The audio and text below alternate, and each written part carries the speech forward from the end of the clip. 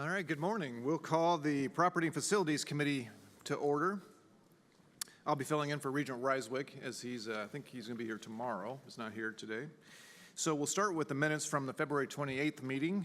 Anybody have any updates to those? Hearing none, we'll recommend those to the board. Next up is the Register of University of Iowa Capital Improvement Business Transactions. Rod, please. Thank you, and thank you to the committee members. The University of Iowa has 3 projects to request review and approval by the board for this meeting. The first is a permission to proceed with project planning for the College of Engineering. It's the construction of a new hydraulic modeling facility for our IIHR Hydroscience and Engineering program. This would be a hydraulic modeling facility of a cost frame of $32 to $40 million on the Oakdale campus to consolidate a lot of their work around the research related to, as the docket item suggests and indicates, canal, large rivers, dams, spillways, and other projects they do associated with the College of Engineering, but also for customer bases, communities, and others that approach the University of Iowa because the IIHR prowess on that front.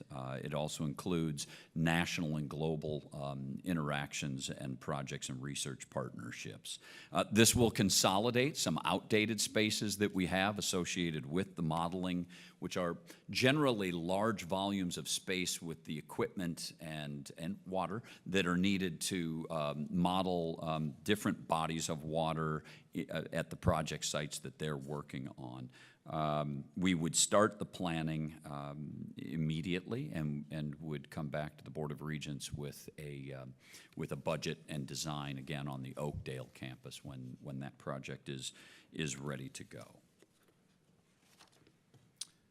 The second project is a project description and budget for a Dwayne Banks Field baseball stadium renovation. This is a project that will be part of a phased approach for our baseball stadium. The project that we are requesting approval for is a $5.5 million project for a 2,365 square foot team room clubhouse that will be adjacent to and attached to the baseball stadium itself and the first base line, the home dugout. It does, as it indicates, addresses about $150,000 in deferred maintenance as we do this project. It did start as a larger project. We had funding and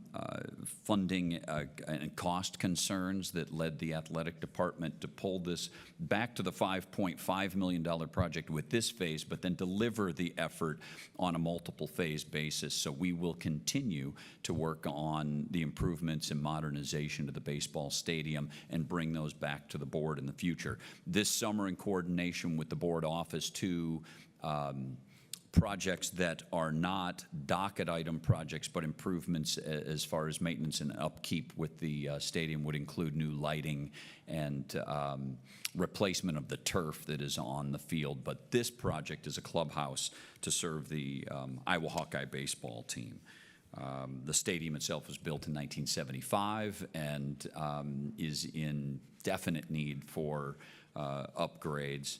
And the team continues to be successful and actually a great deal of attention to the Iowa baseball team with great crowds at each of the games that occur at Dwayne Banks Field. There are some renderings to give you a sense for the placement of that team room and what that will look like and where it will be at the stadium. The third and final project is also a project description and budget. It's actually a revised project description and budget. We took bids for the UIHC John Colleton Pavilion. It's level 8 burn treatment center renovation and expansion the board had approved. When those bids were received, they were higher than expected, and so we are coming to the Board of Regents for that revised budget, a total of $14.9 million, a 10% increase from the 13.5 prior to the bids, and based on the estimates at that time. The primary cause of this was complexity for the project. We're continuing to operate that unit as it goes, and there are a lot of efforts that are done and phasing done to pull that off in the hospital, in an active hospital, and in the end, in our working with the contractors who bid on the project, it was the complications related to that that led to the higher bids. It was a competitive bid field, and we did evaluate those bidders to make sure that we knew that it was a market-sensitive bid. It just was not at the estimated cost, as you can see, by roughly 10%. So it will be a University of Iowa Hospitals building usage funding, as it was before when the budget was approved, and we would move forward on that project as we would receive approval, with construction starting this spring and finishing in the spring of 2025. So those are our, Regent Kramer, our three projects submitted by the University of Iowa today. Please. Were there any other factors in that increase in cost, design changes, or inflation, supply chain things? Yeah, the project remained consistent through the design process. We knew we had a confined amount of space, former mechanical space and other spaces that were available for this additional, as it's described, the beds, the rooms, both inpatient and outpatient burn treatments. The scope remained consistent in the end. The interviews with the contractor, it was based on the required phasing and their trades coming in to make sure that the elements not impacted would remain active, and it is a sensitive area of operation for the hospital. We were generally told the higher bids were because of, for instance, that instead of competing other projects going on or the workload in the community. We've actually seen some fairly competitive bids lately, which has been good news for us, not necessarily a drop, but a leveling off of some of the bid climate. That can waver not only because of University of Iowa work, but school district work, other municipal or business efforts in eastern Iowa. But right now, depending on the scale, the projects are being pretty competitively bid. This was an exceptional bid for us with that higher price, and the primary reason are complications with doing the work in the active hospital. Yeah, it's a good question. All right, any other questions? All right, thanks, Rod. Certainly. We will recommend those projects to the board. Next up is University of Iowa property sale. I think David is online. I am. Can you hear me? Yes. Thank you, Regent Kramer. The University of Iowa is requesting approval of the sale of real estate and a medical clinic facility at 503 3rd Street in Kelowna in Washington County. The sale would go to, property would be sold to Washington County Hospitals and Clinics. Purchase price is $425,000. This was part of the bundled properties that we acquired through the Mercy Hospital bankruptcy acquisition. We knew as soon as we understood the bundles of real estate, this was not a property we were going to be interested in keeping, and we had approached Washington County Hospital about acquiring this from this. We have a close working relationship with Washington County. We staff some of their emergency room. We operate the dialysis center in the hospital, and so we have that close connection.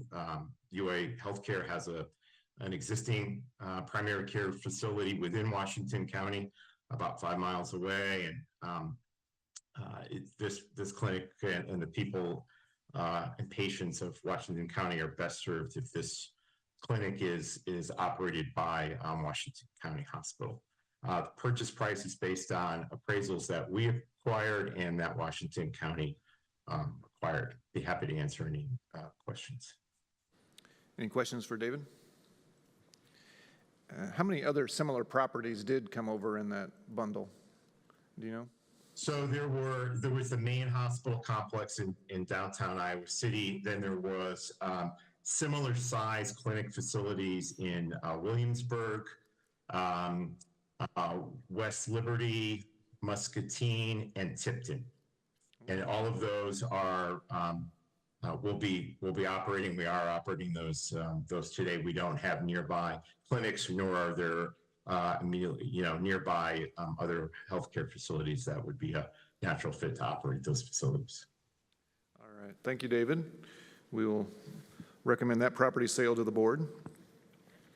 Next up is Register of Iowa State University Capital Improvement Business Transactions. Heather Paris. Thank you, Regent Kramer. Today, Iowa State University has 2 transactions to present for approval on the Register of Capital Improvement Business Transactions. Our first request, we're seeking board approval for the proposed project description and budget to replace 2 air handling units in Kildee Hall.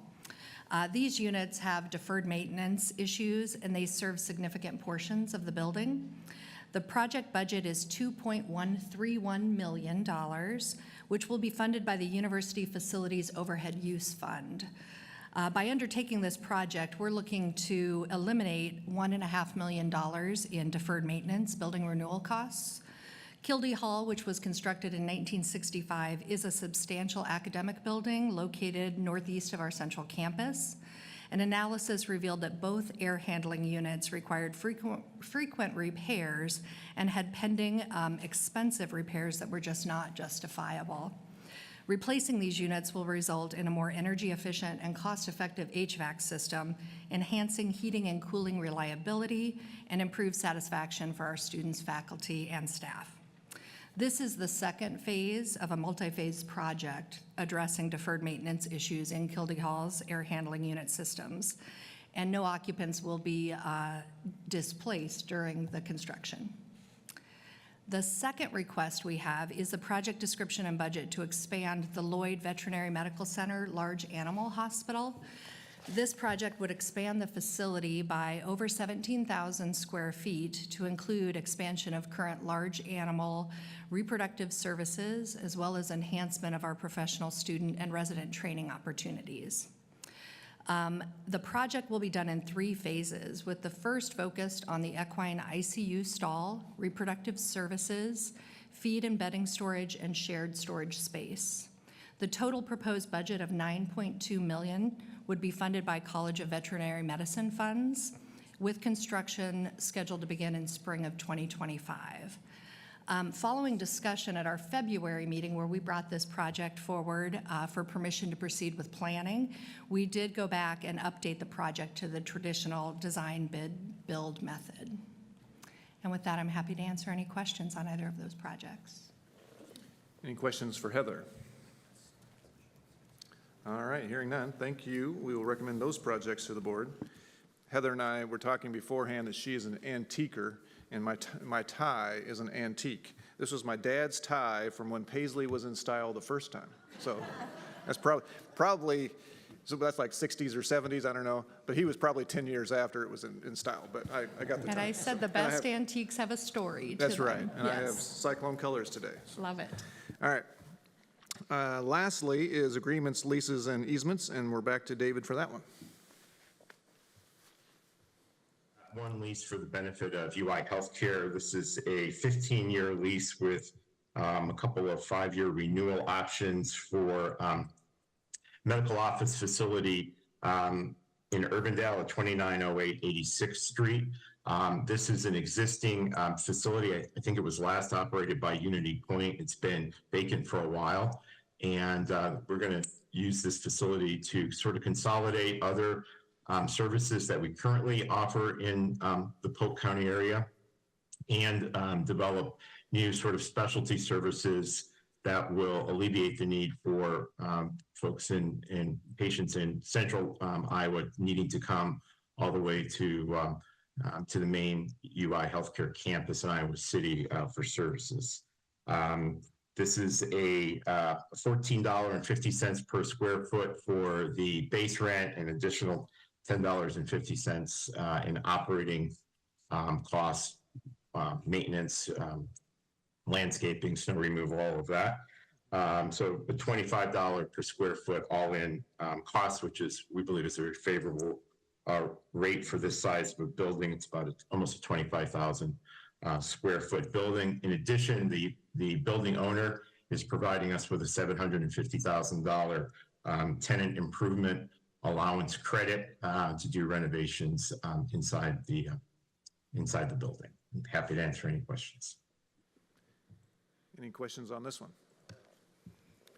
All right, hearing none, we'll recommend that lease to the board as well. Thank you, David. And any other items for the Properties Facilities Committee? All right, then this committee meeting is adjourned. Thank you.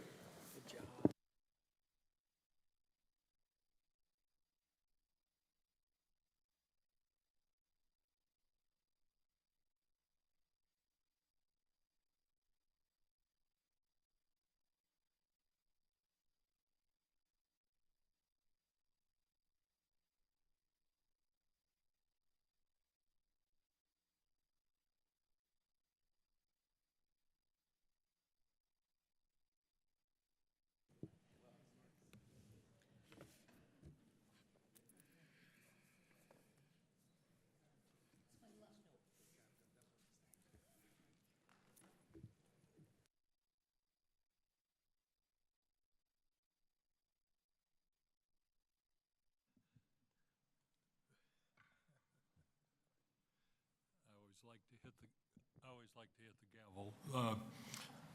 Thank you. Welcome to the meeting of the Governance and Evaluation and Human Resources Committee. We have a quorum and the meeting is called to order. First of all, the minutes of the February 28th, 2024 committee meeting. Are there any additions or corrections that if not, those will be approved by general consent. Second item, the committee appointments. Associate Counsel Kristen Bauer Davis will present our second agenda item, committee appointments. Good morning. Before you are the standing committees and committees of the whole appointments. We are requesting ratification of the appointments pursuant to Board Policy Manual Section 1.2. We're also requesting ratification of the Board of Regents appointments for external boards and commissions. Are there any questions? If not, we'll recommend that the appointments as presented by,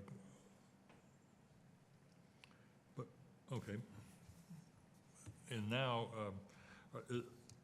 the Associate General Counsel Kristen Davis will present our third agenda item, personnel appointments. We are requesting approval of one new appointment at Iowa State University, Mary Cerna as the Director of Equal Opportunity. Are there any questions or comments? Regent? Mary Cerna is an attorney, is that right? I'm going to actually refer to it. Yeah, Yes. You know what? Iowa State's got my back here, so yes. Okay, right, so even if, I don't know if this is a DEI office, but even so, under SF 2435 that requires that be staffed by attorneys, this would fit that, so. That is correct. Okay. Other questions? The committee will recommend approval by general consent. Is there any other business to come before this committee? Thank you for doing everything, Kristen. This committee meeting is adjourned.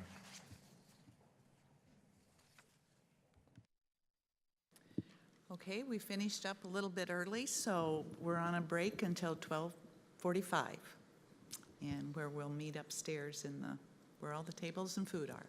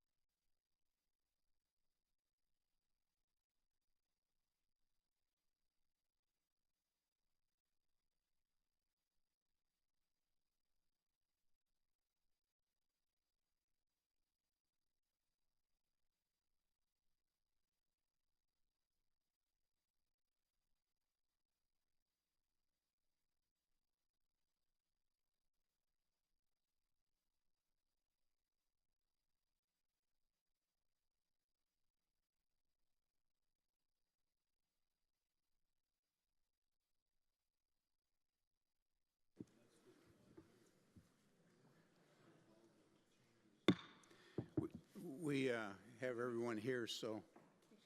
Oh, I'm sorry. Good. Are we live? Okay. We thought we'd get a little jump here to give us a pad in our schedule. Regent Barker is here, and I'm here. Regent Crow is absent today. And we'll begin with the first order of business, which is to approve the minutes from the February meeting. Were there any suggestions or changes to those minutes? Okay, hearing none, we'll approve those by general consent.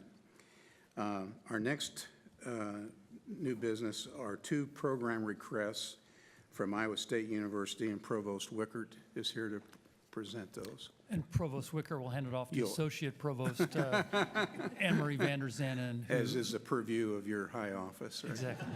Well, I don't know about that, but she knows more about them than I do. Thank you, Provost Wickert. Good afternoon, Regents. Thank you for the opportunity. We have two new degree programs for Iowa State University that I would like to present on today. The first one is the Bachelor's in Sports Communication. Iowa State University requests approval for a new bachelor's degree in sports communication to be offered by the Greenlee School of Journalism and Communication in our College of Liberal Arts and Sciences. The proposed program encompasses a wide range of career opportunities across the sporting spectrum, from TV and radio to print and website reporting, social media, podcasts, and fantasy sports. In addition, course offerings will include electives in other fields such as event management, kinesiology, and entrepreneurship to provide a balanced knowledge base for our graduates, and those are all strengths at Iowa State.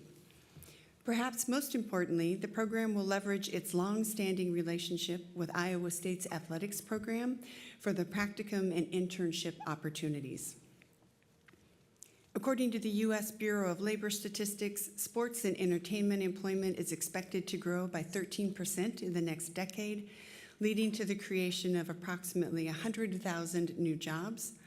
And indeed, many Greenlee School graduates already work in this industry, from the Cyclone Athletics to the Kansas City Chiefs. And this growth has been driven in large part by expanded sports programming through entities like ESPN. Both Iowa and UNI have related programs, as noted on the docket item. Iowa has a degree in sports recreation and management and a more recent degree in sports media and culture. And UNI has an emphasis in sports public relations under their current PR major. Iowa State's proposal has received the support of both institutions, which we appreciate. Among private universities, Simpson College and Upper Iowa University offer sports communication degrees, but these appear to be more limited in scope to only journalistic applications, also as noted in the docket item. We estimate beginning the program with 20 majors and growing to a steady state of 100 students by year 5. An additional 100 students each year will be also taking courses in this program to fill out their other degree programs that they're pursuing. There's no additional cost to offer the program. Faculty and facilities are already in place. Ongoing instructional costs, including the creation of the 3 new courses, will be supported by the tuition revenue as the students start to enroll in the program. The program has received coordinating board approval in February with no concerns, and pending board approval, we anticipate offering the program starting in fall of 2025. And I'd also like to note that we have a large contingent of our faculty from the Greenlee School, many of whom will be involved in the program, here joining us today. I'm happy to answer any questions.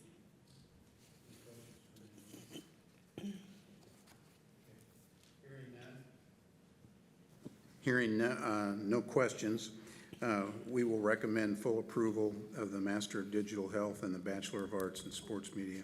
We haven't done Master in Digital Health yet. Okay. Next? All right, I'll go ahead and move on to the next one, which is the Master of Digital Health. Iowa State is requesting approval for a new online degree in the Master of Digital Health. It will be offered by our Department of Kinesiology in our College of Human Sciences.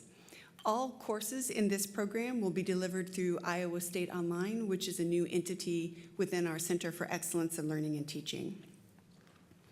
As noted in the docket item, the proposed program addresses the intersection of healthcare, technology, and data analytics, leveraging digital tools to enhance human health outcomes.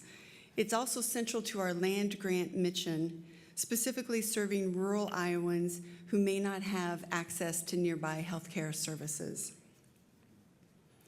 Digital health has a broad, future-focused scope, including telehealth and mobile health, wearable devices, and health information technology. Students in the program will learn how to leverage these technologies to develop innovative solutions that boost efficiency for healthcare providers and empower Iowans to better manage their own health.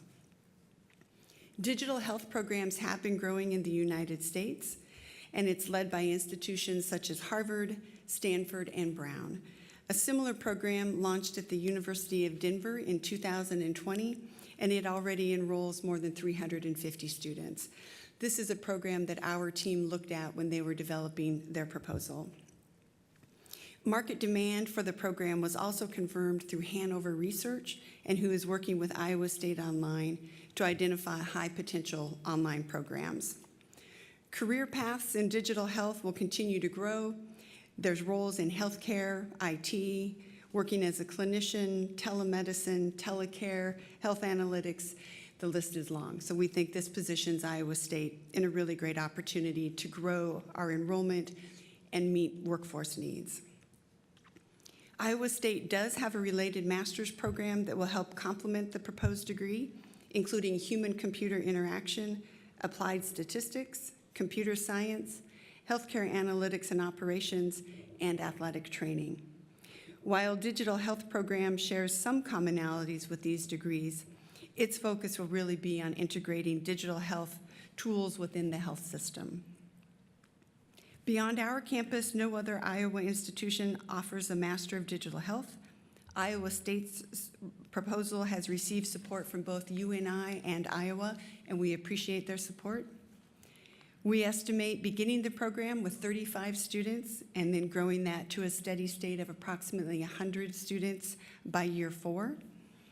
The program has received coordinating council approval in February of 2024 with no concerns, and pending board approval, we would launch this program beginning this fall.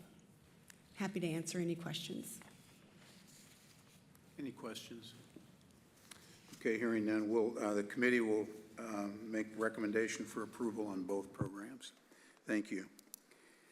Next order of business is a new program recommendation from the University of Iowa, Provost Kriegel. Okay.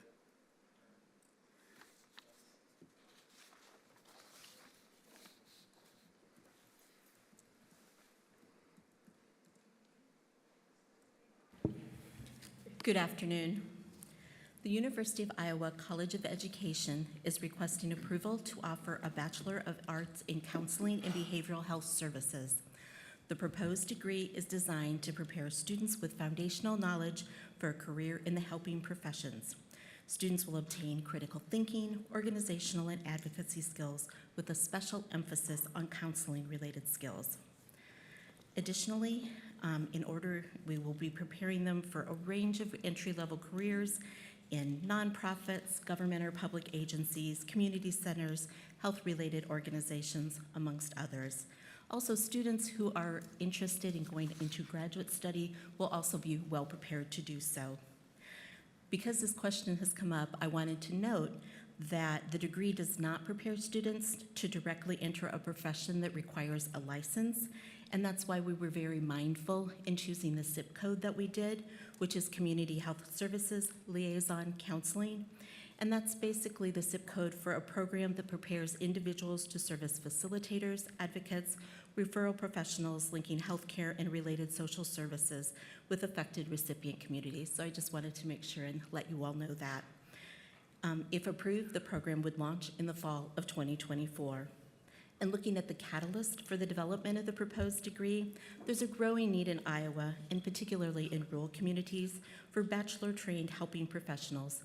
Data from the Occupational Information Network, which includes employment data from the Bureau of Labor Statistics, shows significant projected growth in new openings for bachelor-trained professionals in human services, case management, and substance abuse and behavioral disorders. Additionally, the College of Education conducted informal surveys of its undergraduate students in the human relations minor, and there was interest amongst them in such a program.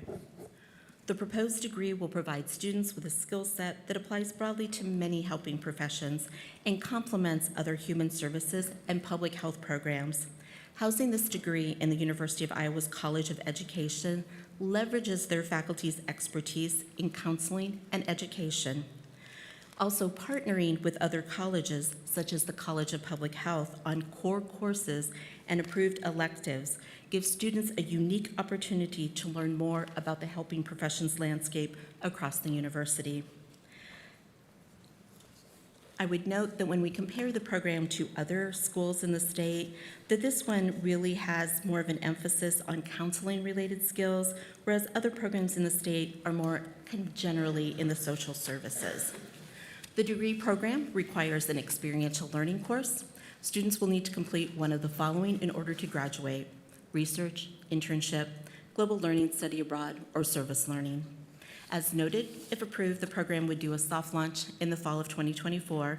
When looking at projected enrollments, we look at probably the first year, and keep in mind we won't have marketed yet, so I consider fall 25 to really be year one.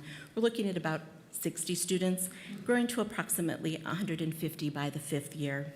We appreciate the support of ISU and UNI for the proposal, and no concerns were raised on the ICC-PHSE posting. I'm happy to answer any questions you might have. Any questions? Okay, hearing none, the committee will recommend approval of the Bachelor of Arts in Counseling and Behavioral Sciences. Thank you, Tanya. Kevin, do you have a recommendation for a department change also, or a request? Tanya does? I'm starting to catch on to You know, there's a pattern emerging, isn't it?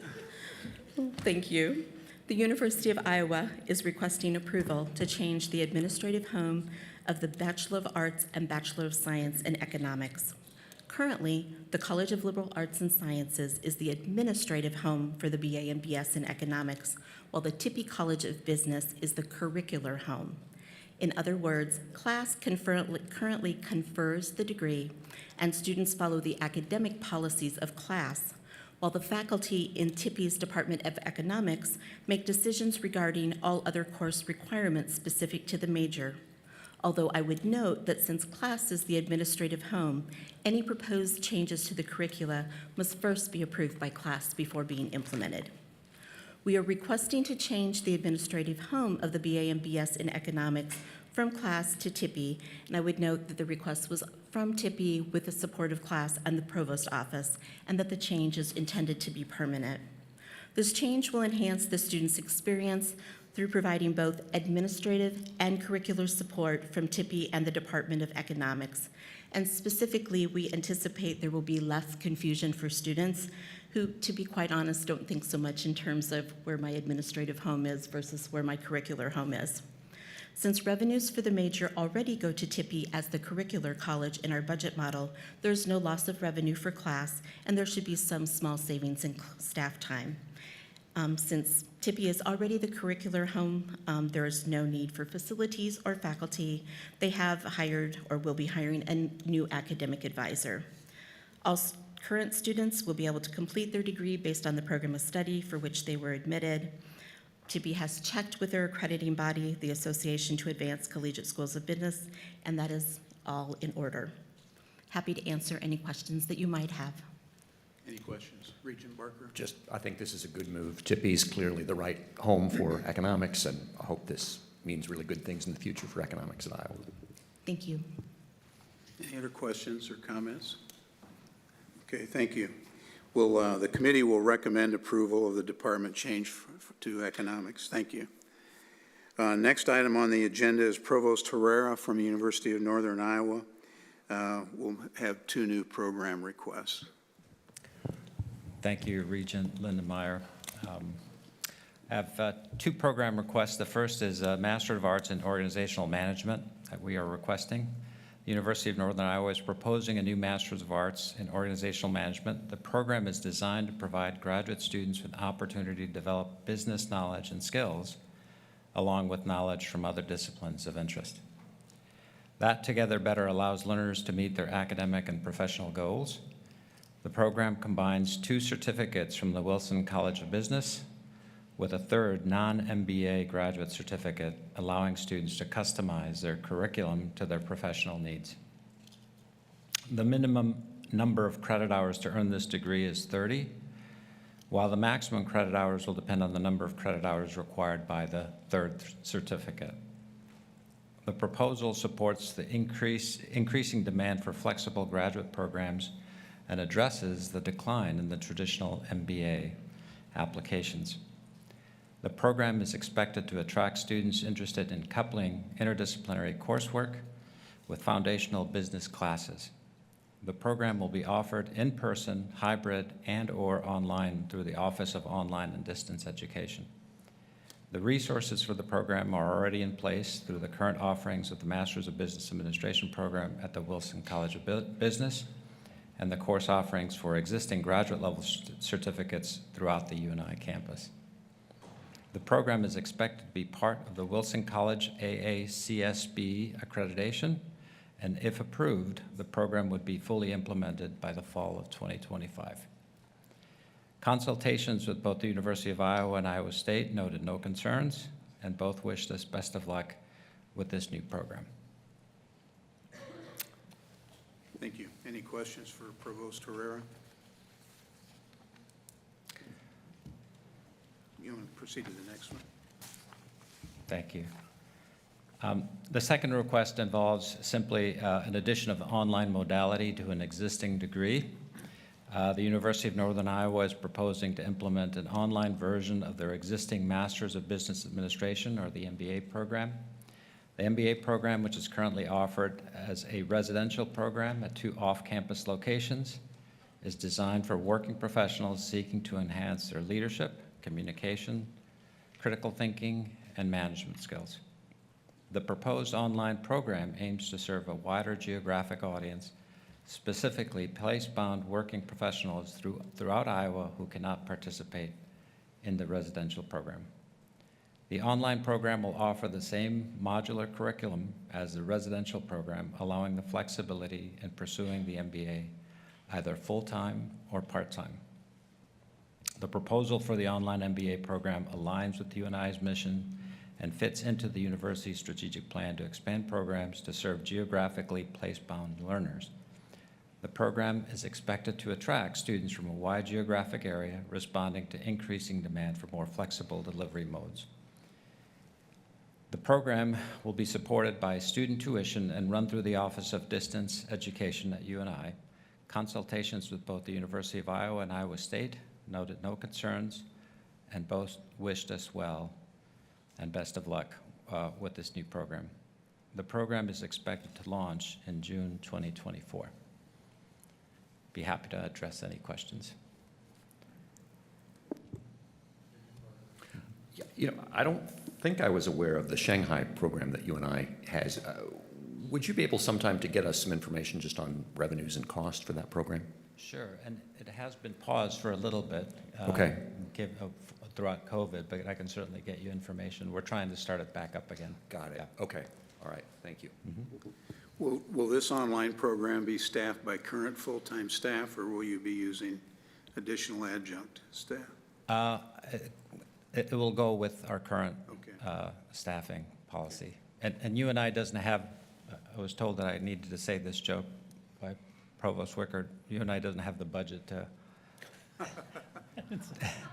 have another associate provost present. So you're stuck with me. So I will get you the answers. But I think that we're hoping that this program in particular, if we move it online, we'll be able to get a lot of the Western Iowa folks that are place-bound. And we have a lot of relationships with community colleges, lots of folks that are in professions there that should benefit from this program. Thank you. The committee will recommend approval of the Master of Arts in Organizational Management and the online MBA delivery. Thank you. Next on the agenda is the committee will receive the annual tenure report from Board Chief Academic Officer Rachel Boone.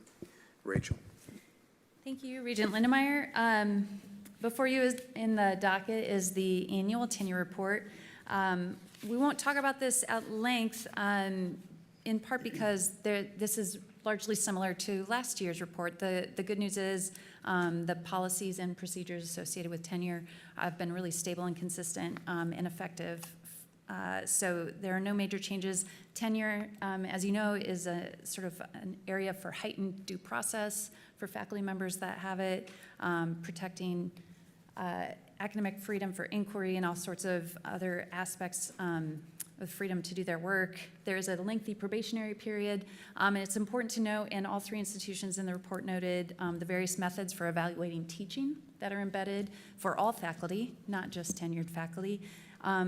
And then for tenured faculty specifically, the report notes the ways in which there's post-tenure review embedded annually, as well as more intensive reviews every few years for those who do have tenure. So that report is before you. Happy to take any questions, and I would actually urge you to direct your questions to the provost as well, as they're experts in this area. Any questions for Rachel or the provost for the report? Okay, thank you, Rachel. You want to continue with your next item on here? Yes, so for 2024-25 proposed promotion and tenure actions, you have before you that item as well. There are 314 recommendations for promotion and or tenure, which would be effective next year. You can see before you the sort of 5-year trend on the overall requests, and you'll note an increase. There's a lot of this that is somewhat varied over time, just based on different cycles of when hiring happens and as promotions come up. There's also, I think maybe, and the provost, I'm going to look at you and see if I'm right about this, a post-COVID bump still kind of working its way through potentially as some folks paused their process. So we see that there. And again, happy to take questions or direct them to our colleagues. Any questions or objections? Any of this? Okay. Hearing none, the committee, the Academic Affairs Committee will recommend these requests for promotion and or tenure to the full board for consideration at its meeting tomorrow. Item 8, next we have the Regents Admissions Index Review. Board Associate Chief Academic Officer Jason Pontius and the Vice Presidents for Enrollment Management of the universities will provide this report. Wonder if we threw them off with.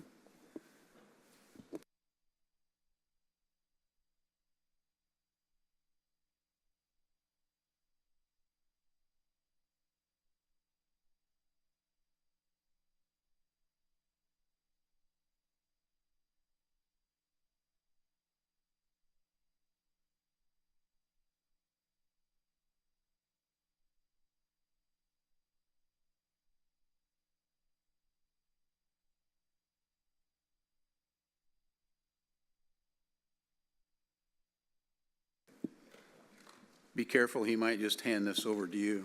I've seen that done.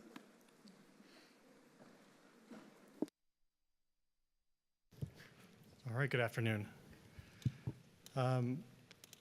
So every 2 years, the admissions study team, working with the board office, does a review of the RAI to determine whether the Regent Admission Index is still an appropriate tool for doing automatic admission to our 3 universities, and also to look at the threshold that we use for determining automatic admission to all of our universities.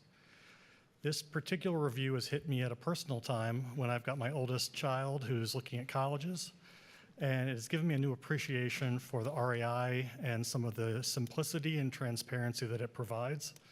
Just to give you an example, my son applied early action to 5 universities back in late October. He has heard from 3 of them in February, and he's still waiting on 2 more. Contrast that to in August, he applied to Iowa State University and had his admissions decision in 1 minute.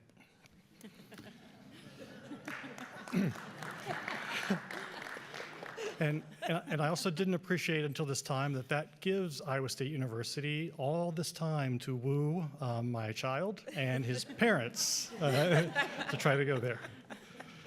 All right, so you've seen this graph before. We have consistently over the last number of years using the RAI had the highest graduation rate of any state, looking at kind of the combined 4-year public universities. The top bar graph is showing for graduates who earned a degree at the first university attended. So they went to a Regent university, they graduated from that same Regent university. The one below that is looking at, they started at a Regent university and they graduated from some university, college or university in the United States. Again, Iowa's #1 in both of those categories. That trend has continued over time, even though the RAI has been modified slightly depending on different circumstances. So at the beginning of this line graph, you can see, again, there's those 2 metrics, the earned a degree anywhere and earned a degree at the same university. But going back to our automatic admission system where we took all of the top 50% of high school graduates in the state of Iowa, till we moved into the 4-factor RAI that includes all of our current factors, but also included high school rank, and then the transition into the 3-factor RAI when we started realizing that the majority of our students were applying to colleges, to our universities with no high school rank. The area where we probably suffer the most with this transparent system is in selectivity. We accept 88% of the students who apply. You contrast that to places like the Ivy Leagues, where they're often in like 3 to 5% of students who apply are accepted. But it's a little bit of a misnomer to say 88% accepted, because students know well in advance whether they're going to be able to make the RAI threshold or not. So when you compare our graduation rates to other categories of acceptances, you can see that we are actually not very much like other schools that are 88% acceptance rate. We're actually closer to the 50% as far as our outcomes for our students. So again, transparency makes us look a little less selective, but it's kind of a false image. So looking at the RAI, we break down the RAI. So 245 is our cutoff point. We break down the RAI scores into different categories, and we look at a number of different things. We also look at this with regression analysis, with regression trees. We do a lot of other things with it, but you can actually get at most of the gist of it with some pretty simple bar graphs, and so that's what I'm trying to show today. If you're looking at students that came in with a 245 to the 254 range, 57% are graduating in that 6-year period. That has been consistent, and each of these categories that are showing here have been consistent over multiple years of review. Go back in the report, you can look at the most current 2 years compared to the previous 2 years, and these numbers are almost identical. And obviously, higher RAI scores generally indicate better outcomes for the students.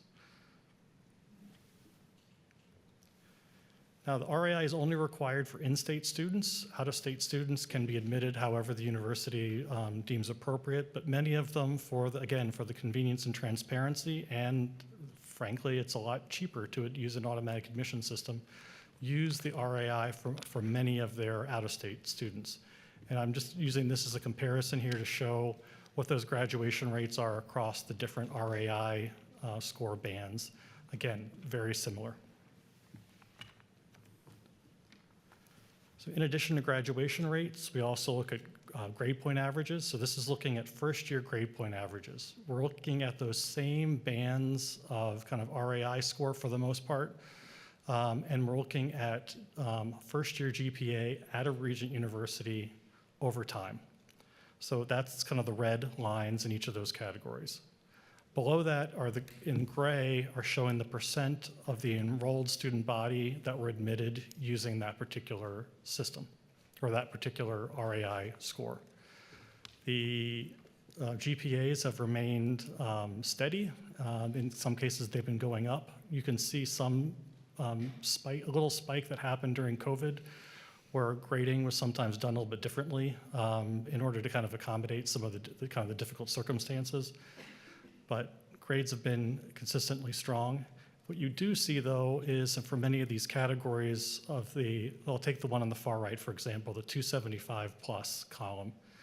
You can see that the percent of students that are being admitted to the university in that category has gone down, particularly over the last couple years that we're showing in this graph. If you go all the way to the left, the no RAI band, you can see we've had significant increase in the number of students that are being enrolled at our university with no RAI. So this brings us to the test optional pathway that we opened up during COVID. And I do want to point out briefly, you can see little dips in almost all of these categories. So what we suspect from this is that the folks that are choosing the test optional pathway are actually coming from all of these other categories. So for many different reasons, different people are choosing to do the test optional. It's not just students that are on kind of the lower end maybe of ability and are trying to find a way to get in. We have students that have very high high school GPA that are also choosing to go test optional. So this is the pattern. The bars in red are showing students who were admitted to our universities. These are enrolled students, I will say, of the enrolled students, those that were admitted using a 245 or higher. The kind of teal, light blue color are those that were admitted with a below 245. The universities do a holistic or individual review of those students to see if they're able to handle the college courses, and there are lots of good reasons why someone might be below 245, but still very able to handle college level material. And then finally, the no RAI review or individual review, and most of these students are going to be into that test optional track, and you can see the growth that's happened there. Now, if we break this out into Iowa resident versus non-resident, keeping in mind that the non-residents don't have to use the RAI, we see a pretty big gap in the number of students coming in with test optional. About 20% of our Iowa residents are choosing the test optional pathway over the last couple of years, and you could see as many as 51% of the non-residents are coming in that way. We talked about grades. And so one of the things I wanted to do is break down those first year grades once again by kind of how a student was admitted. So we've got the blue as the no RAI individual review, and you could compare those grades to the students who have a RAI below a 245 compared to those who have an RAI above a 245. And again, this indicates to me that the students that are coming in test optional are able to handle the college level work. However, it is still early. We're only about 2 years, almost 3 years into this experiment. And I think by the next time we have an RAI review in a couple more years, we'll have a better idea of how this is working. The last thing I wanted to cover is there's been an awful lot of press talking about colleges and universities that are returning to standardized test scores. I'm not making an advocacy for either direction, but that has been kind of out there. There's been a number of New York Times articles and Wall Street Journal articles kind of talking about that topic. And there's been some great work by Raj Chetty, who I admire quite a lot, talking about the Ivy Plus institutions where standardized scores are one of the best predictors of outcomes for their students. Now, if you look just at ACT composite for predicting whether our students are going to graduate in 6 years, the results look compelling. However, our universities are very different from those Ivy Plus institutions in many different ways. For example, I think one of the reasons that Dr. Chetty is seeing some of those predictions based on standardized test scores is if you have a school like MIT where almost everybody who's applying has a 4.0 high school GPA. And on top of that, typically is going to have an ACT score of 34 or higher. The ACT or the standardized score provides some of the little variability that you can have as far as trying to predict whether a student's going to graduate, keeping in mind that 95% of MIT students graduate in 6 years. But if we break down our information by bands of high school GPA, and I'm going to start with the blue and kind of just to show that to you. The blue line first is looking at students that came into our Regent universities with a 3.75 or higher high school GPA. And as we go from left to right on that line, their ACT score goes up. And for this band of students, you can see that the graduation rates do go up a little bit over time, or go up as the ACT score goes up. However, if you look at some of the other bands of students at our universities, ACT score really does not seem to have much of a relationship at all to whether they're going to graduate. And we see this in our regression analysis, where ACT does a really nice job of predicting grades. Students who have similar high school GPAs, but if one of them has a higher ACT score, will typically have higher grades in college, but it does not predict whether they're going to earn a degree. Which is one of the things that we took into a factor when we looked at the idea of providing a test optional pathway. So at that point, I will take any questions, but the real experts are sitting next to me, so I'm happy to kind of pass anything over to them. Thank you. Regent Barker. Thanks. So, all right, so you reviewed RAI and recommended that you stay at 245. And so I guess the question is, why not 244? Why not 246? What would have to change for you to adjust that number? Or do you see some value in stability even if some of the other things are changing? I mean, you could make a case, I suppose, that you can make small changes to it. I think probably one of the bigger reasons, and again, please correct me if I'm, would be just the communication to high schools around the state. It doesn't seem like it's probably worth it to make a 1 or 2 point change in order just to kind of see if you can tweak it, and it might just be a 1-year effect. So it's a well-known threshold, and so we would take it pretty seriously, making any kind of changes to it. What would have to change for you to, what would be the things that would change for you to adjust that? I think we'd really need to see that the retention rates first year all the way, first to sophomore year, first semester, and graduation rates would have to tell us it's time to make that change. So student success metrics. So if graduation rates continue to improve, you might drop the RAI. Would that be right?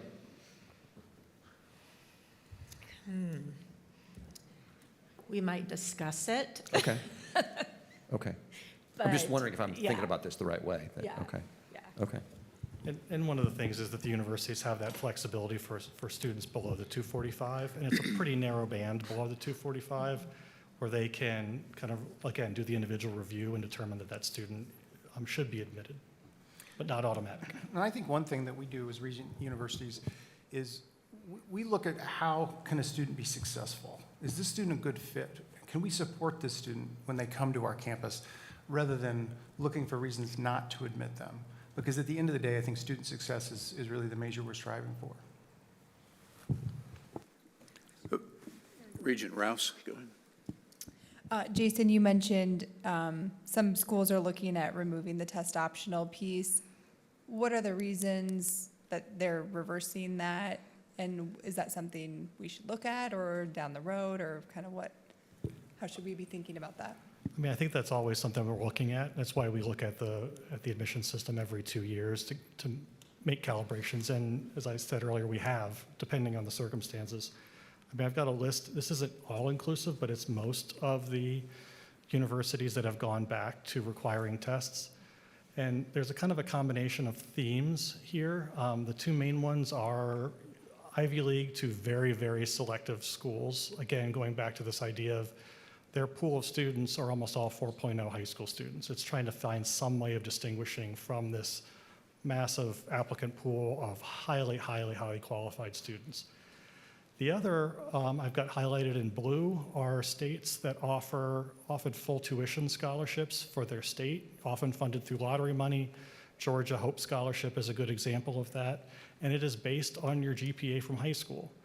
And what that does is has kind of a perverse, it's a great program, but has a perverse incentive of if you're a high school teacher of you don't want to keep make a student miss out on tens of thousands of dollars of aid money by giving them a B where that might take them out of consideration. So you'll see in states like Florida where the average GPA for a student applying to Florida State as an in-state is a 4.25. And so they're probably, this is my guess, they're probably doing some of that in order to help balance out what would be grade inflation, which I talked about in the report grade inflation a little bit. Thankfully, does not seem like it's been a significant problem for in-state, but it's something we're going to continue to have conversations about. Of those students that are admitted that are under the 245 guideline, do those admissions come with mandatory placement in courses? Go ahead. Some do. So we take a look at those students holistically on an individual basis and make a determination that some of those students would have required coursework or other conditions to their admissions, but not every student that's admitted under that 245. Is that true across all universities? Thank you, that'd be correct. Advisors have that information when they're registering a student and working with them to complete a class schedule. We give them as much information as we have regarding that student's academic ability so they can use that in course selection. That said, we also do share a campaign of letting students know who come in, particularly under the 245. We push our academic support resources to them at a rate higher or more frequently than what we do for students that are coming in above. And of course, that's really at the onset because, as they progress, the resources get pushed based on whether they have midterm grades or, other challenges throughout. Okay, thank you. Any other questions? Yeah. Regent Barker. I mean, going test optional, that was a big experiment, right? It had major effects. I mean, 20% for the residents, and although I know it wasn't required before, I think going test optional had a big effect, it looks like from the chart, on the non-residents also, to 51%.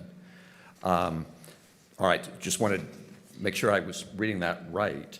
And then I think you said that that the standardized tests don't necessarily predict graduation rates for a lot of students, but they do predict grades in college. Is that right? So that's a good thing too, right? We don't just want to graduate, we also want students to do well. Right. Okay.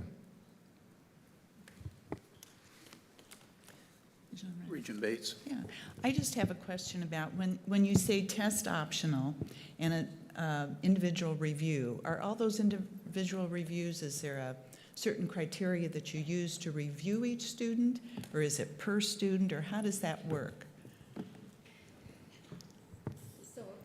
So I can address at Iowa State. We're not necessarily using the word holistic review, which you hear a lot among various universities where they may include essays, as part of the admission decision. We use comprehensive review of the academic record, and so it really is a deeper dive into that student's academic record and any other kinds of college predictive information. I would say one thing to note, post-COVID, with the testing numbers declining, obviously, it's also changed in the schools and the districts how they're offering tests. So you may be in one district where the test would be readily available for any student in the school, and for another district, you may have to drive 75 miles on a Saturday to a testing center because we don't offer in Iowa a statewide testing program like they do in Illinois, Colorado, and some other states. So the availability has changed a little bit to how students can access the test from where we used to be. It seems to be coming back, but we're not quite to pre-COVID levels yet. Any other questions? Okay, thank you, Jason, and everyone else. Thank you. Okay, next item on the agenda. Last September, Regent Barker asked the board staff to examine the classic learning test and consider the possible role in undergraduate admissions at the universities. Rachel Boone is here to provide an update on that study.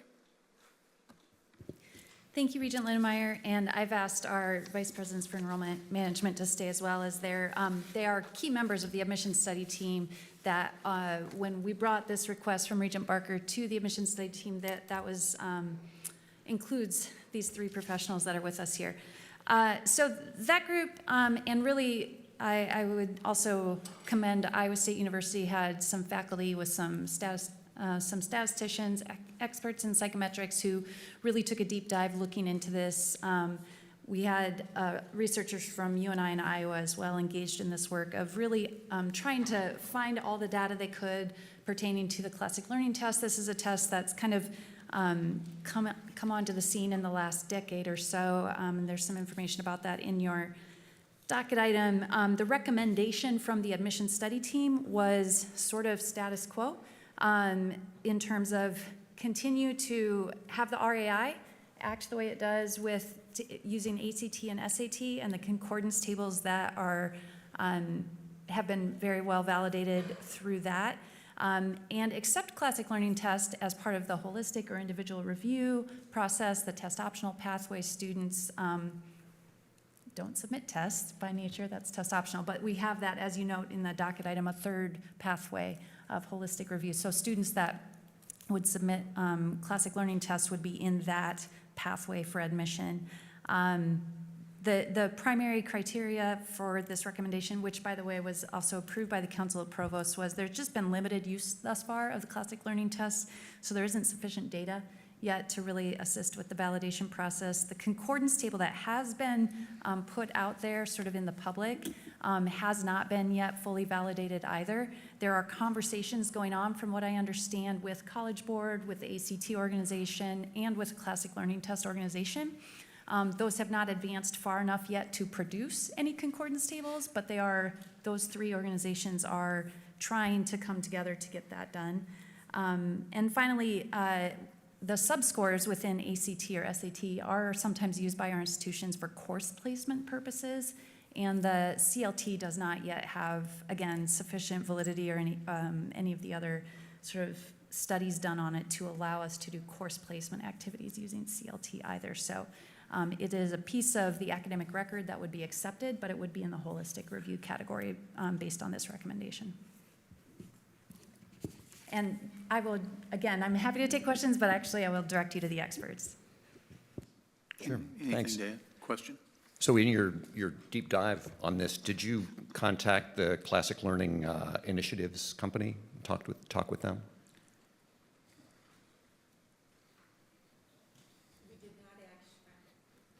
Gotta remember. We did not contact the Classic Learning Company to specifically visit with them, but we did actually, the two faculty at Iowa State, Dr. Max Shelley in statistics and political science, Dr. Rob Reason in our College of Education, both working with psychometrics.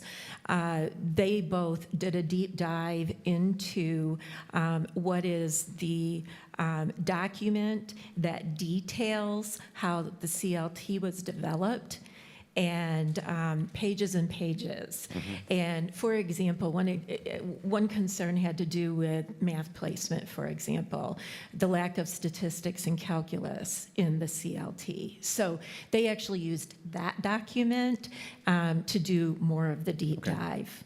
And we also did a deep dive into the literature, talked to other schools, et cetera, to try to figure out if any school that's been maybe adopted it a little bit earlier has done any outcomes as it relates to student success, and found none. As your report says that the test has been taken by at least 25,000 students. Did you know that in this academic year, the CLT has been taken by over 74,000 students in just this year? Not surprised it's growing. Okay, but that's not reflected in this report. Okay. Also that of those test takers, 77% were in public schools. Right? I mean, this report suggests that they were, primarily at private, primarily religiously affiliated institutions. 77% this last year were public school students. Yep, Regent Barker, just real quickly on that, thank you for that note, and I've made note of that too, and I want to look into that more. I would just, a timeline of sorts here. When the request came in September, we actually got to work immediately. They spent the fall term doing this, so I'm suspecting those are pretty recent numbers. The admissions study team forwarded their recommendation to the council provost, I think, in February. So it's a really good note, and I'm going to make note that we'll pull that up, and we'll make sure to distribute the additional information to the admissions study team. Okay. Did you say that you had contacted some other universities that had used the test and asked about their experience, or? Yes, I contacted my colleague at the University of New Mexico, and he said, we're still figuring it out. Right, So but they have adopted it at the University of Mexico. They have adopted it at the state level. The challenge is, unlike earlier when Jason said you have to have a 34 to get into MIT, everyone here knew what that meant.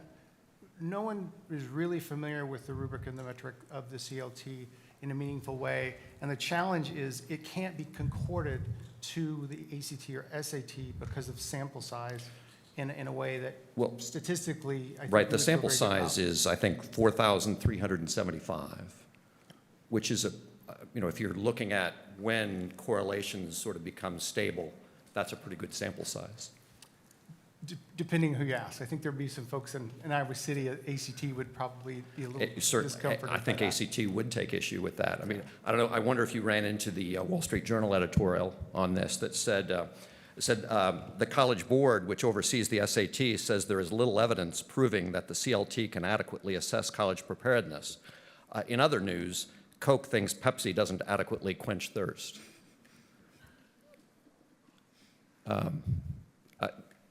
Just saying, there are some issues of, competition in this also.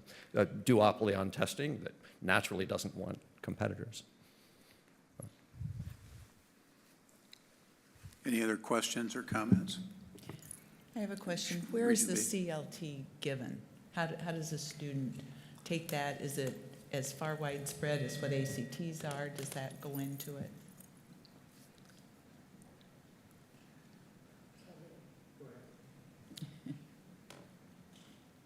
Okay, I'm looking at a graph, and again, I'll just qualify prepared early fall. At that point in time, CLT was, as far as method of delivery, online only, where SAT and ACT were both paper. However, we're in the process of transitioning, so it is an online administered test. Thank you. Right, it offers home testing, remote proctored testing. I just have one other question. I mean, do you think that using the CLT would be a bigger experiment than our experiment of going test optional? Or was going test optional kind of a larger and maybe more risky step? Well, I would say going test optional, the challenge I think that we all experience going test optional is it's a much more arduous process to review a transcript, look at grade progressions, read personal statements. So from a staffing and time and energy perspective, that was a bigger challenge. The good thing about the RAI as we have it now is we've studied it closely for a long time now, and I think we're pretty confident that if a student hits that 245 and they come to one of our campuses, that student's going to do all right. They're going to be successful, and so I think we feel pretty confident about that. Again, in regard to the CLT, as the report notes, if any information a student wants to send us about their academic preparedness and background, we're happy to get, because the more information we have about students, the better. We certainly accept the CLT as part of those academic documents if we are doing a comprehensive review of the academic record, of test scores, et cetera. So there's nothing that prevents a student from sending us their CLT and are looking at that with regard to admission. Right, but it's not included along with the ACT or the SAT. It's not part of the RAI Right. factor. Right. And I think in your recommendation, you say you haven't closed the door on this forever. It's just that you're waiting for additional information and data to continue to evaluate, all right? Any other questions or comments? Okay, thank you for your presentation. For our final scheduled presentation, it's a presentation on high-impact practices for undergraduates. The presenters will be Anne Marie Vanderzanden from Iowa State University, Frank Peters from Iowa State University, Tanya Uden-Holman from the University of Iowa, and Dee Dee Hasted from the University of Northern Iowa.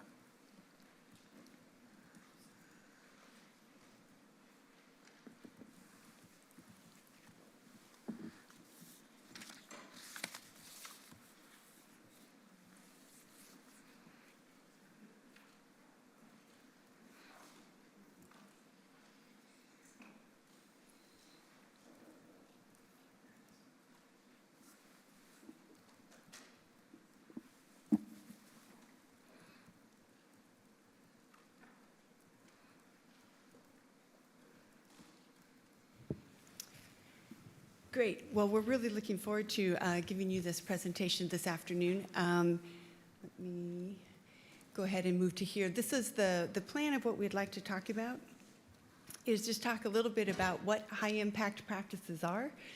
We'll talk a little bit about how do these HIPs support student success, and then we'll have some institutional examples. Frank will talk about study abroad at Iowa State.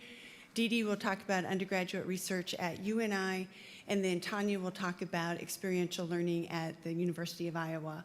I would also just say that although each of us are going to be talking about a component of a high-impact practice or an example, all of us are doing all of these different opportunities for our students because we know they have a positive impact on their learning and their success. So what are high-impact practices? And this is just a snapshot of what are considered high-impact practices. The column on the far left are the list of those practices. They include things like a first-year seminar, service learning, a learning community, undergraduate research. The thing that makes this now a high-impact practice are the columns that go towards the right, and those are the types of things that the students are involved in or are completing when they're participating in something like a learning community or a service learning experience. The chart here is from the most recent research from Kinsey et al. And the thing that's interesting here is to know that not all high-impact practices are the same. Students don't have the same set of experiences within those, which you would expect. So where there's 2 pluses in a row, then those would be experiences where that particular activity is happening at a higher rate. So for example, the undergraduate research column, row, and then you can see that they have high expectations for performance, demand of time and effort, and substantive interaction with faculty and peers. Now, when you look at service learning, they still are having some of those activities, but not at the same high level. So this metrics really helps show a student if they want to expand in a certain area and gain certain kinds of experiences, then this might be how they choose which one of these to participate in. This is recent survey data from Iowa State. We participate in NSSE, which is the National Survey of Student Engagement. And this is results from our most recent survey of our graduating seniors. Just a snapshot. I've got the full report. I would be more than happy to talk in more detail about this. This is some of the most exciting, I think, data that we have about our students, and I would say it's very similar for all of our institutions. But this question that was asked was, to what extent has this experience contributed to your knowledge, skills, and personal development? And then it was asked relative to participation in undergraduate research, internship, study abroad, or a senior culminating experience. And I think the row that I'd like to draw your attention to the most is the bottom row. And this is the one where students responded to how this has helped them in acquiring job and work-related skills. And their response was either quite a bit or very much. And you can see that in all cases, participation in these experiences of undergraduate research, internship, study abroad, or a senior culminating experience, the students at a very high rate noted that this really helped them prepare for a job and for their work readiness. And I think this is a great example of how important these are for our students to participate in. They take a lot of time, they take a lot of energy, they take a lot of our faculty involvement, but we know that when the students look at how this helps them prepare for their next step, that these can be very helpful for them. So this is just, again, like I said, a snapshot of our most recent data, but the other institutions would have similar information as well. So I'll go ahead and pass it over to Frank. Good afternoon. Thank you for the time to highlight some of the study abroad opportunities at Iowa State. Pretty excited about that 2024 number. It's 5.5% of our undergraduates are studying abroad this year. After a little blip and hiccup in numbers in 2021, we're almost back to where we were prior to the COVID at 5.7%. We have a variety of programs to meet our students where they're at. So 45 countries, 47 faculty-led programs. That's an Iowa State course going on the road. Those change up every year based on student interest, faculty interest, as well as current events. For instance, when Brexit happened, there was a couple programs to take a look at Brexit. And so that was a new opportunity for a course. We have 105 international partners, and so those are locations where our students can study for a semester or for a summer and be enrolled in that school and be immersed in that culture. I did an audit of our students who studied abroad in 2019 because they have graduated. Look at their degree audits. 94% of those courses that they took at the international locations accounted towards their degree requirements. So the myth that study abroad is an extra, that it delays graduation, but I think that number really shows that when done right, it can be integrated into their four-year plan. Iowa State has 3 other international campuses besides Ames, St. John in the U.S. Virgin Islands, and Kampala in Uganda, managed by the College of Ag and Life Sciences, and the Rome campus, managed by the College of Design.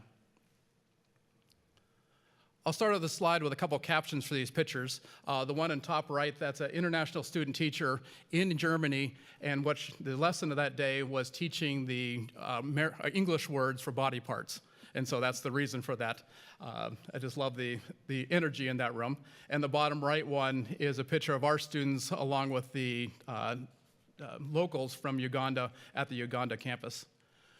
Between the 3 Regents universities, there's 5 international programs that we partner with, and so we have a single contract, and then all 3 students from all 3 schools can go to those locations. Perceived and actual barriers. So why? So we're at 20% by graduation of students that study abroad, but we're at 80% who don't study abroad. Why is that? Perceived and actual barriers. I underline perceived because I actually think that is the bigger barrier, is the perceived barrier. As we showed by the graduation numbers of the credits, that it does not delay graduation. Financial, we have programs that cost less than in-state tuition. We have many programs for a semester that cost less than out-of-state tuition. So cost isn't as big as barrier is. There is a lost opportunity cost, and that is a student can't have that part-time job while they're studying abroad. And so we're making some scholarships available specifically to address that need. The schedule, course availability, whether it's a faculty-led course, so it lines up with when they want to take it in the 4-year plan, or if they're going for abroad for a semester, whether they have those courses available. Family commitments include they may be taking care of family here, or it may be a sick parent, or it may be a sibling who planned their wedding for the semester they want to be in Ireland, which does become a barrier, and that loses that opportunity for that student. So address some of the solutions already. Funding, the ISU Foundation has been working, has identified some new scholarships, particularly with our alums who are living internationally now. That's been a focus of them, and that's created 1, soon to be 3 scholarships for that group of students. Well, there's nationally competitive scholarships available. We're doing an increased effort at helping our students apply for those and being pretty successful, and also develop some low-cost options. We have a semester program that's less than $5,000 for housing and tuition for a semester in Hungary. And then early awareness to eliminate the perception of barriers, talking to them at June orientation, talking to them when they arrive on campus, and so they can set up their four-year plan with study abroad built into that. Thank you. Could I interrupt before, I know this is unusual, but I wanted to ask this question before I forget how I wanted to ask it, and it's for Frank, actually. But in the first matrix that Anne Marie had up there, there was where it looks, or maybe the second one, I'm sorry. It says understanding societal issues and problems. It looks like there's relative to the other ones, there's very little effect except for study abroad. Can you address that, or maybe give yourself another chance for a commercial for study abroad? Yes, when I talk in prospective students, I think the last 4 years have really showed us how interconnected this world is, by the disease or supply chains or politics. And so having that opportunity to be immersed in another culture and appreciate that culture and understand there's other ways to look at problems. And they're not driving on the wrong side of the road in England. It's just the other side of the road. It's perfectly acceptable to drive on the left side of the road. We think it's the wrong side. It's not the wrong side. Thank you. Appreciate that. Go ahead. Good afternoon. In case you were wondering who I am, I'm Dee Dee Heisted. I'm the new interim associate provost at the University of Northern Iowa. So I look forward to seeing you all for at least the next year or so. Like our fellow Regent institutions, UNI is committed to providing students the opportunity to engage in various high-impact practices. In spring 2023, for example, over 90% of UNI seniors reported having experienced at least one high-impact practice, and about over 70% reported having experienced two or more. In fact, as you can see on the slide, the 2023 NESE data indicates that UNI students participate in high-impact practices at a rate consistently higher when compared to similar institutions. One high-impact practice that resonates with UNI faculty and students alike is undergraduate research. In fulfillment of UNI's Strategic Plan Goal 3, Innovate for Learner Success, we continue to elevate these out-of-class learning experiences that focus on student engagement and individualized opportunity, including undergraduate research. While some disciplines lend themselves to high-impact practices like service learning, internships, or like my own French background, study abroad, others align more appropriately with undergraduate research. For example, 65% of UNI STEM majors report having worked with a faculty member on a research project. Last year, UNI had over 300 students participating in a wide variety of research activities. The impact of undergraduate research is well documented and is often linked to higher retention, persistence, and even graduation rates. Whether a student chooses to go on to graduate school or immediately enter the workforce, all students benefit greatly from the hands-on learning gained through undergraduate research. Students receive individualized mentoring by faculty while developing content expertise and practicing the types of skills most wanted by employers, including the ability to speak, communicate clearly, think critically, and solve complex problems. Thank you. When referring to a multi-million-dollar biomanufacturing, quantum computers, and materials engineering grant secured by UNI physics faculty, one of our professors, Andrew Stallenberg, commented, and I quote, "These funds are not only helping to make Iowa more technologically competitive, but through extensive undergraduate research opportunities, students will learn practical skills that cannot be replicated in the classroom." To maximize the educational experience, students are encouraged to present their research at local, regional, national, and sometimes even international conferences. While some grant-funded research covers travel costs for students, others will apply to a variety of different sources, ranging from scholarships and departmental or college funds to the campus-wide Intercollegiate Academic Fund, or IAF. Last year, for example, the IAF provided travel funding for nearly 200 UNI students.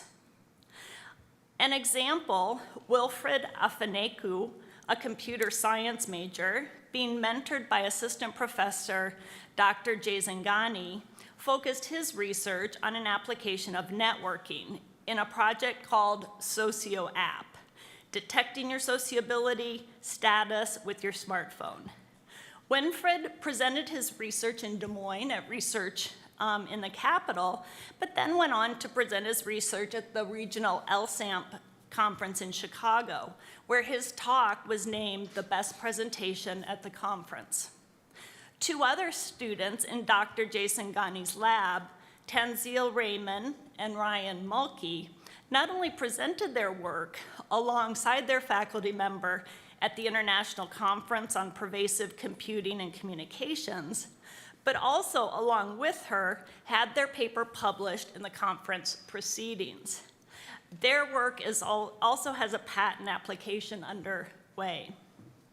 It's not unusual for UNI faculty to work with multiple students on research projects that extend beyond the classroom. In many departments, having a consistent record of mentoring and involving students in research is a valued measure of success and included in tenure and promotion guidelines. Finally, when asked about the role of undergraduate research at UNI, Dr. Jason Gani provides a meaningful synthesis. As a teacher and a scientist, it is extremely satisfying to see that I am able to make a difference to students' lives, experiences, and career choices by exposing them to state-of-the-art research infrastructure and helping them learn the scientific process of solving problems that directly affect our daily lives. All right, well, I'm going to share a few examples of how the University of Iowa is taking a multi-level effort to increase access and opportunity for experiential learning through both work tied to our strategic plan as well as our P3 investments. A couple of initiatives that I want to highlight, and the first one is mentored employment. And actually, this is one we might not think about quite so often, but it definitely has that tie to a high impact practice. So by expanding the impact of on-campus employment that utilizes the Iowa Grow model, so guided reflections on work, which I think has been presented about before to the board, that really actually ties in. It helps students reflect on not only what they're learning in their on-campus employment and how that ties to their courses, but then how it can pull through to the activities that they're interested in doing for their career. So to me, it's kind of that sweet spot where students are having paid employment and yet they're building relationships with staff and faculty and preparing themselves for the future. So that's one example I wanted to share that was a bit different. Also, sometimes students, if you think about how large our course catalogs are, it can be challenging perhaps to find some of the courses that have these experiential learning or high impact elements. So we've undertaken a course tagging project to identify experiential learning opportunities. So when a student goes to register, they can click on, is this a community engaged course? Is this a research course? That's one we're working on now. And so they can go through and click that and it brings courses out that would meet those criteria. So I think that's a really positive way we're making that experience as easy as we can for students. Also wanted to share a couple of examples of how we're using our P3 investments to assist us with experiential learning.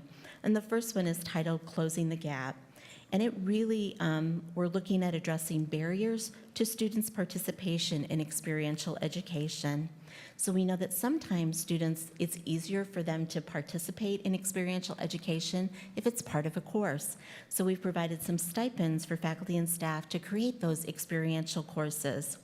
We also, because we know that first-generation students are often less likely, for the reasons that have been articulated, to participate in high-impact practices, so we actually have piloted a course for first-gen college students in collaboration with the First Gen Hawks program. We also have career development training program for faculty and staff, because although they may know how they ended up in their career, or the path they took, sometimes how we articulate that to students and help them find meaning of that can be a bit challenged. So we wanted to make sure they have the tools they need. And finally, and I'll talk about this more in just a moment, funding for unpaid experiential learning opportunities. The other program we have that's funded through P3, is called Pathways to Success. And we're really looking at implementing technological solutions to increase student engagement. So we've developed a My Career Path portal that's an assessment tool to help students maybe better pinpoint what their interests are, and also help them look at career planning milestones. So those are just a couple of examples from our strategic plan and our P3. I wanted to highlight the Hawkeye Experience Grant, which is part of Closing the Gap. And it provides funding to offset costs from internships, research, or studied abroad experiences. So we right now have $50,000 available annually, and the awards range from $284 to $4,000. And I want to just take a moment and call that out, because I sometimes think people think you need a lot of, students are looking for a lot of funds, but sometimes it's a pretty modest amount. And so I really like the fact that students can put in a budget in terms of how much they need. And once again, these are to support unpaid experiences. So many of these are in nonprofits. And there are a few examples. We had 28 students who we supported in 2023. And if you look at the range of activities they were involved in, some of them are very close to home, at WMCA in Fort Dodge or the Polk County Attorney's Office, and others were abroad. So just a real range of experiences. And like we've heard before, recipients really report that their experiences boosted their confidence and improved communication skills. And we have a quote from a student in human physiology who participated in an internship at Harvard University's Brigham and Women's Hospital. So just like I said, a really small snapshot, but just wanted to call out a couple of things that we're doing.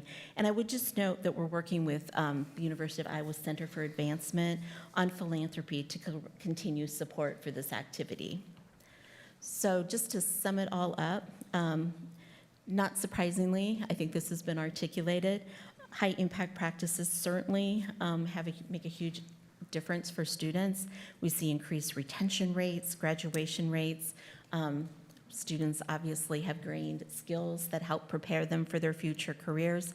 And I also am proud of the fact that all of our institutions are looking for ways to ensure that all students have access to high impact practices, either through, either elevating them in ways that they may not have been aware of them before, providing some assistance financially. I think all of those points are important. And finally, I think really helping students frame their experiences to resonate with future employers. So no matter what their future paths might be, we hope that the skills that they obtain through these high impact practices certainly make a difference. I'm sure any of us are happy to answer questions you may have. Any questions or comments? Regent Dunkel. Thank you. Can you, each of you, tell me what % of the working students are paid compared to the interns that are not paid? Is that, that's not a very big amount. Is it an unpaid internship? So when I was talking about Iowa Grow, those are actually student employees on campus.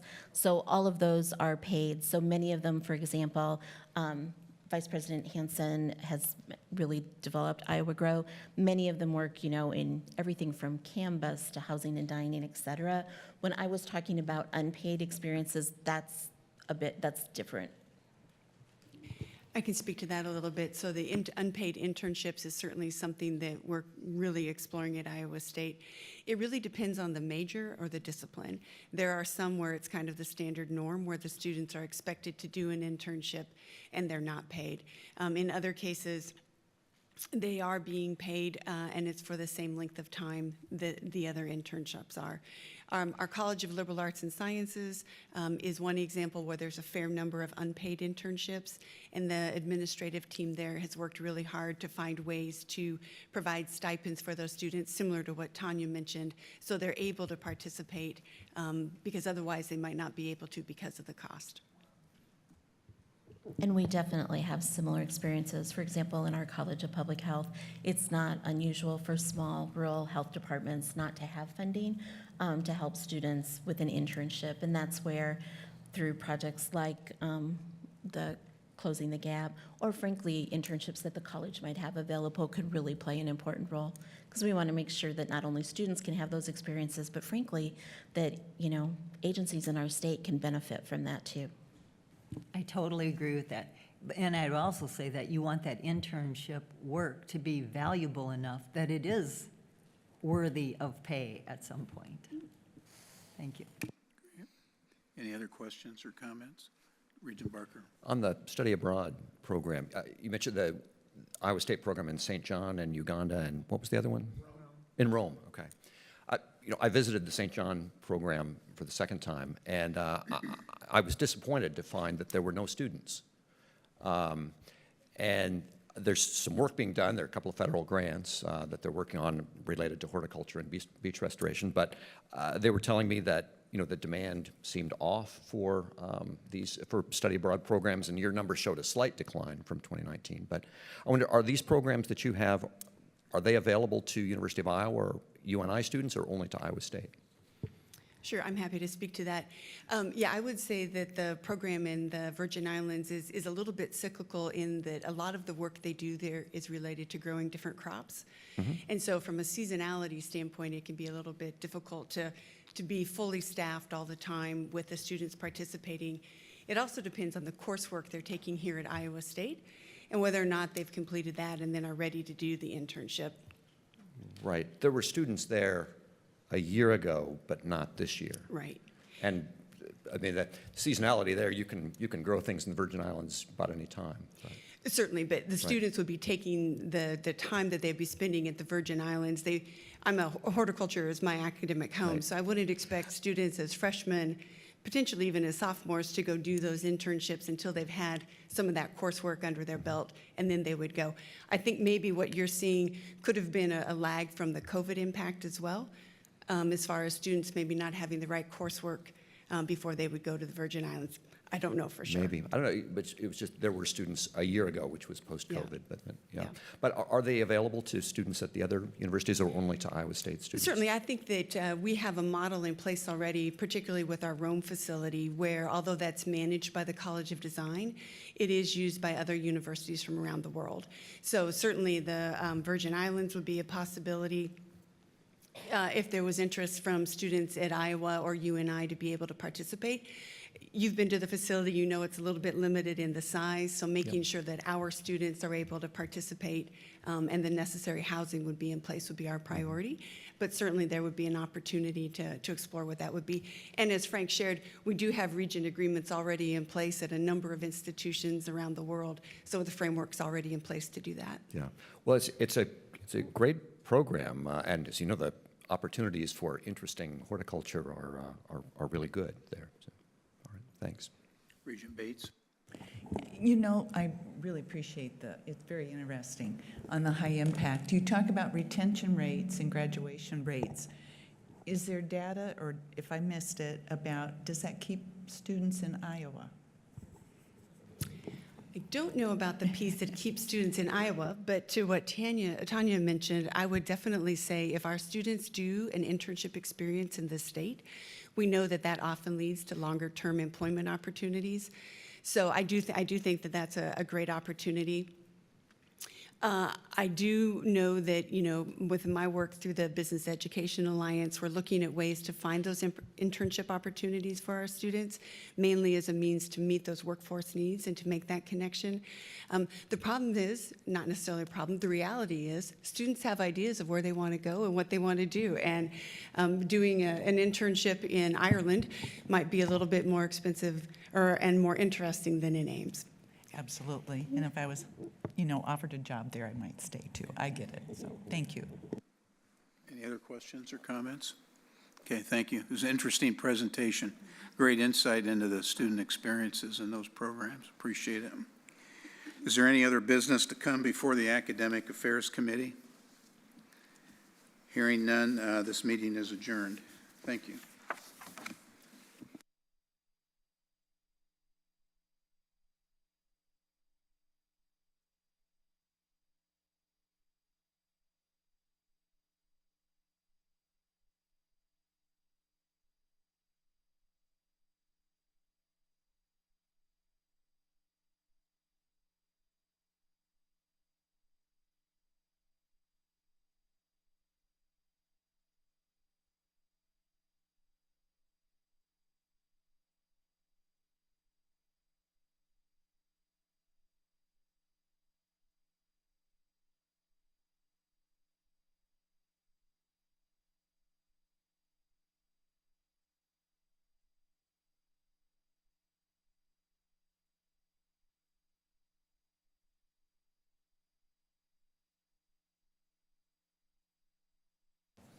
Okay, we'll go ahead and get started with the Free Speech and Student Affairs Committee. I'll note for the role that Regent Crow is absent today. Approval of the minutes from the February meeting. Are there any changes to be made? Seeing none, these minutes are approved by general consent. For the next item of business, Jason Pontius will share the results from the 2024 Free Speech Survey. Regent Rouse, thank you very much. So back in September, this committee authorized the second iteration of the free speech survey. This was done last time in 2021. We had a little bit of a delay in order to get it started, but we did it in the spring of 2024, just this past spring, and conducted essentially a very similar, almost identical survey to what we did the last time. The intent of the survey the first time really was to get kind of a benchmark established so that we could then make comparisons to kind of future iterations of the survey. And that's largely what I'm going to be focusing on today, is comparing that 2021 survey administration to the one that we just conducted. Now, when you've got 15,000 responses on multiple different categories of students and employees, you could easily do a 200-page report. Going into this, I didn't want to write that. I didn't think you wanted to read that. So I'm giving you more of a brief overview of what some of the results are, and I'm happy to go into more detail later if you have any particular questions or areas of particular interest within the survey. What we have here is for the student survey, because we did students and employees, kind of a breakdown of the different kinds of categories of responses. So we have the student level. In 2021, for example, we had 14.4% who responded to the survey versus 20% in 2024. Generally speaking, we had more first-year students who responded and fewer seniors. This is probably due to the fact the seniors got the survey the last time around and maybe were less interested in filling out the survey. Again, with race ethnicity, tended to be very similar. And then the other thing that I wanted to point out is one of the things whenever you're doing a survey, particularly one that has a relatively low response rate, and our student survey this time was lower than the last time, is you really want to make sure that it's representative of the total population that you're surveying. And just to give some examples, and kind of very briefly go into it, since we've got graduate students and undergraduates all mixed in together here. For undergraduate population, for example, we have 77% that are white, 4% Asian, 3% Black. Looking at all students, actually are very similar, 4% Asian American, 73% white, 3% Black. And those are all very close to what we're seeing in the kind of these survey responses, which gives us a fair degree of confidence that we're generally representing the overall student body, even though we do have a response rate that's below 10%. Similarly, we have the employee survey results. These are surprisingly very, very similar between iterations. The number of employees that responded was almost identical, and the breakdown of the percentages in each of these categories is also very similar. And I've done some preliminary work looking again at kind of the representation, and we've got I didn't have a chance to look at all of these, but for example, we have 83% of employees across the universities are white versus 52.6% female. Again, very similar to what we're seeing with the responses to these surveys. We ask a number of questions. I have picked a few. I've included the rest in the appendix for the report, but I picked a few that kind of get at, I think, what some of the national conversation is about how students and employees view universities as far as places that promote and encourage free speech. So the first one from the student survey is, I feel comfortable expressing my opinions related to things we are studying during my classes.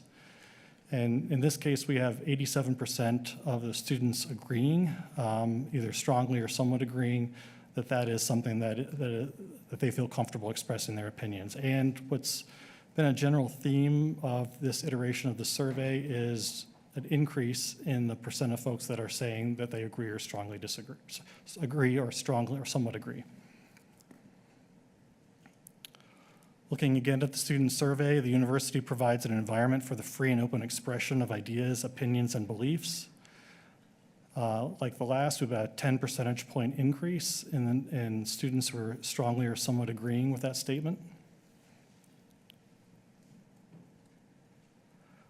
Looking at that same question for employees, we also see similar numbers. The university provides the environment for free and open expression, again, increase from 21 to 24.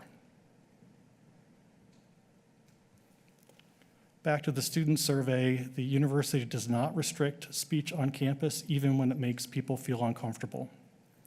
Almost a 13-point increase here as well. And the same for employees, where we saw closer to, well, in this case, a 10 percentage point increase in the strongly to somewhat agree.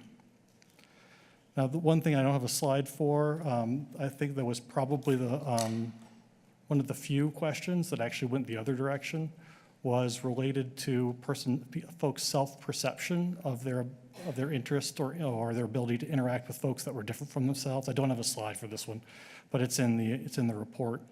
What you typically see in a lot of these national surveys are folks say, other people are not particularly good at interacting with folks that are different from themselves, but I am very good at that. What we saw in this survey is, I think, a little bit of a movement toward the happy medium, where folks were less likely to indicate that they were as open-minded as, they still rated themselves better than they thought other people were, but it wasn't quite as high. And again, I'm keeping this fairly brief and basic, but I'll leave it open to any questions that folks have regarding the survey. Any questions for Jason? Regent Barker? So would you say that given that the sample seems to be consistent in some ways and increased, that this is a statistically significant improvement in these scores? Is that... Yeah, I would say so, yes. Okay. That's really good news, and I think it reflects the work that the Free Speech Committee has been doing. Although there's still work to be done. We've still got maybe, on the order of a quarter or so of students who feel that we're not doing enough, but it's great to see improvement. Yep, absolutely. Any other questions? Okay, hearing none, we're going to move on to our Veteran Support Services presentation. I'd like to welcome Rita Case, the Director of the Military Affiliated Student Center at Iowa State University, to talk about how our universities support enrolled veterans. Thank you so much, Regent Rouse. I'll get us started. Good afternoon. We want to thank you all for the opportunity to provide an update on veteran services and veteran resources at all three of the Regent institutions. We are very proud of the support programs that help our student veterans transition, persist, and graduate. Each institution provides outreach and community building space for military-affiliated students and their families. First, we'll hear from my counterparts, Sarah Hansen from the University of Iowa, followed by Heather Harbaugh from the University of Northern Iowa. And then I'd also like to introduce Rita Case. She serves as the director of the Military Affiliated Student Center here at Iowa State University, as well as one of our veteran students, Bobby Geip, a soon-to-be alumni here at Iowa State, graduating in just 2 weeks with 2 master's degrees, the first in Master's of Science and Information Systems and a Master's of Business Administration. I'll turn it over to Sarah. Sure. So happy to give you a brief overview of what we're doing at the University of Iowa with regard to what we call our IVETS program. As Toya said, all of us, I think, at the Regents institutions do a really nice job in this area, and we're happy to share a couple of highlights. This just gives you an overview of the program of IVETS, who it serves, and how we define military connected, and then I'll have you go to the next slide. This provides a broad overview of all of the services. One of the things that I'll highlight for you that might be a little bit different and that we're really proud of, it just started in fall of 2023, is we hired our first embedded counselor specifically for the IVETS program. As far as we know, we're the only Big Ten institution that has an embedded therapist for the support of mental health needs for our veterans. Chuck Zander is our first ever embedded therapist. He is an Army National Guard veteran who served in Iraq and a 20-year mental health counselor, and he's really gotten that program off the ground and is starting to do a variety of programming, but also one-on-one consultation with our vets to support them in all kinds of adjustment to campus life, navigation of resources, and the typical college student types of challenges as well. So we're really proud of that program.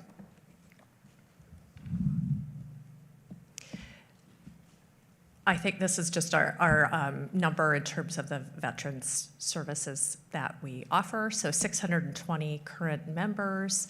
All of our colleges have vets enrolled and participating.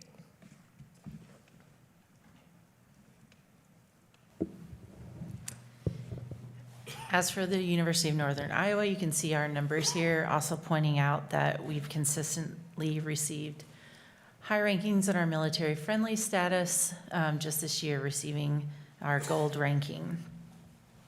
On the next slide, you can see the supports that were offered. This is an example of some of the programs and opportunities available to our veterans and their families and our active military.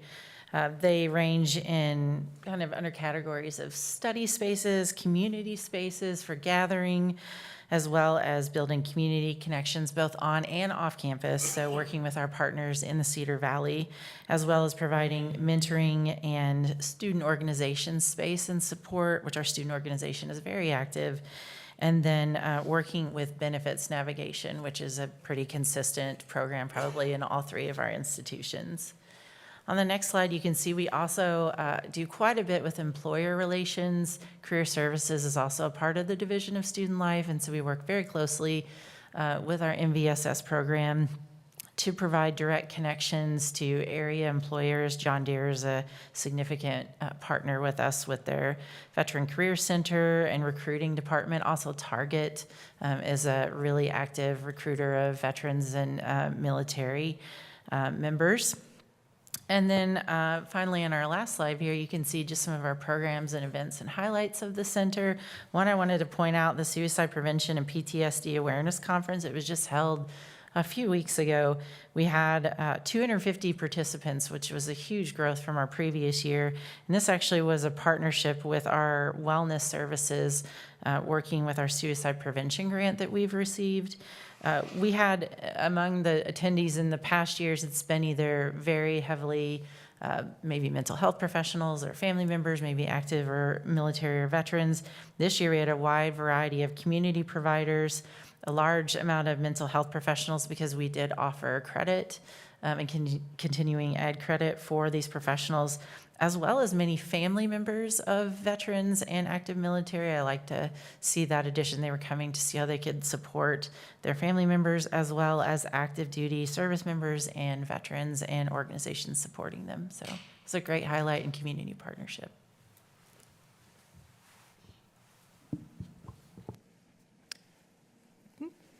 Similar to the other institutions, we share our numbers, which our slide is a little awkward. We have 816 currently serving military students, so whether that be veteran or currently serving National Guard and Reserve. We have 417 National Guard and Reservists, so they make up over half of our currently serving students.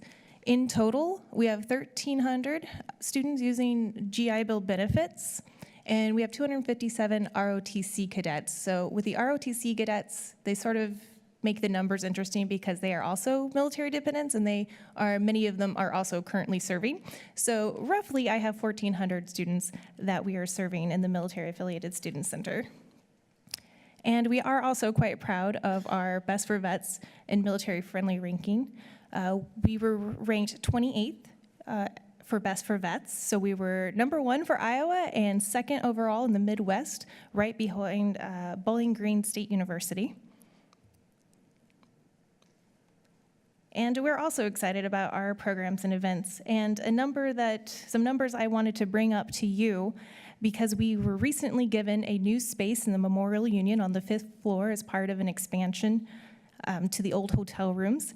And we have seen a 105% increase in unique students visiting the center. So we've more than doubled, and we have tripled 226% increase in the number of visits to our center. So we're quite proud of that. And in terms of programs, what we are known for, we just had our veteran graduation celebration and our Salute National Honor Society induction. It was our third induction ceremony. We now have 100 students inducted into our society over the past 3 years. We're also helping with veteran orientation is a new program that we just launched this past year. We've been offering a luncheon during all of the transfer fair orientations, and that has been a great way to connect with our students as they're first entering Iowa State. And then we're also quite proud of our employer connections. Similar to the other institutions, we're each been invited to speak with the Iowa Business Council. We're members of 50 Strong Education Partner. They're a group that helps vet area employers to ensure that they are veteran friendly and that we're making sure we're making good connections for our students with good employers. And we're also very proud of our connections with John Deere and Collins Aerospace and Emerson, who have each been to our center to visit with us. And I'd like to now pass it over to our soon-to-be graduate, Bobby Geip. As Dr. Younger mentioned, Bobby is a dual degree graduate here soon with information systems and a master's MBA. He is a retired Chief Warrant Officer too, and he has served as the president of our Student Veterans of America chapter and was nominated and became a 2022 Student Veteran Finalist of the Year for the Student Veterans of America. And he is a proud husband and a father of 4 sons. So please welcome Bobby. Thank you. Yes. So the military affiliated student section or center played an important role in both my academic and personal well-being while here at Iowa State University. I abruptly medically retired from the Army and struggled with that transition from military into the civilian world. A lot of my purpose and self-worth were tied to my military service. So when that went away, I struggled to transition to the civilian world and navigate this journey. Even as a graduate student, I was often the oldest and only one with children in class. And being able to go to the Mass and realize that I'm not alone in this journey and that there's others going through the same thing gave me that encouragement and motivation to carry on. I was also to build a very good professional network, which helped me get my internships and my current role at Collins Aerospace. I'm proud to say that I've also helped other student veterans follow in that footpath. I was able to spread information about veterans' benefits. It's often difficult to navigate.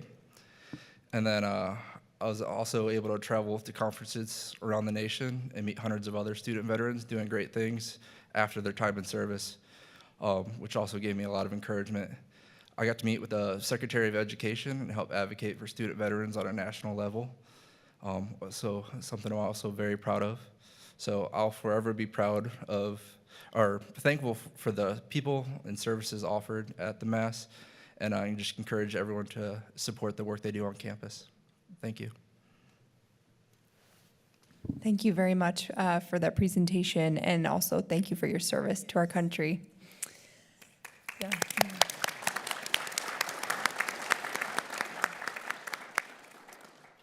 Are there any questions?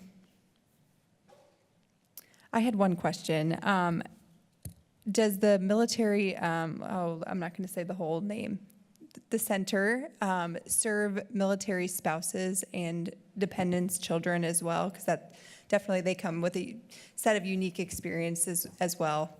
Yes, of course. That was part of our name change in July 2022 to the Military Affiliated Student Center, was to be more encompassing and to embrace our military dependents, including spouses, children, and ROTC cadets.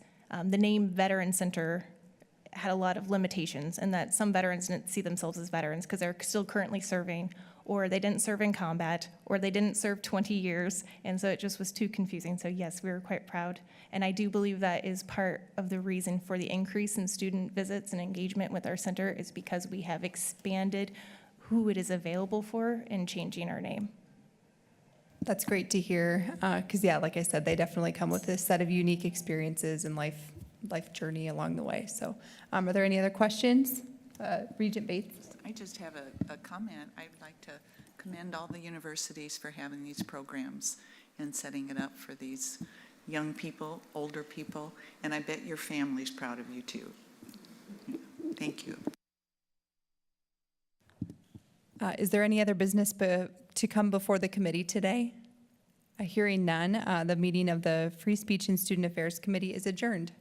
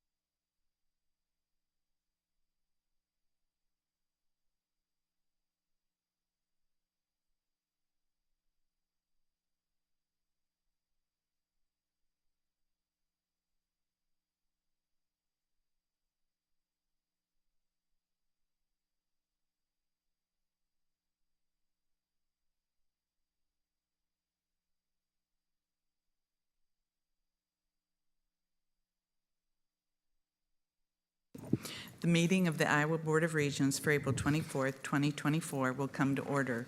I will begin by calling the roll. Regent Dunkel? Here. Regent Barker? Here. Regent Crows, absent. Regent Rouse? Here. Regent Richards? Regent Lindemeyer? Here. Regent Kramer? Here. Regent Reiswick is absent. Regent Bates is present. We have a quorum and the meeting can proceed. I will turn it over to our Executive Director, Mark Brown.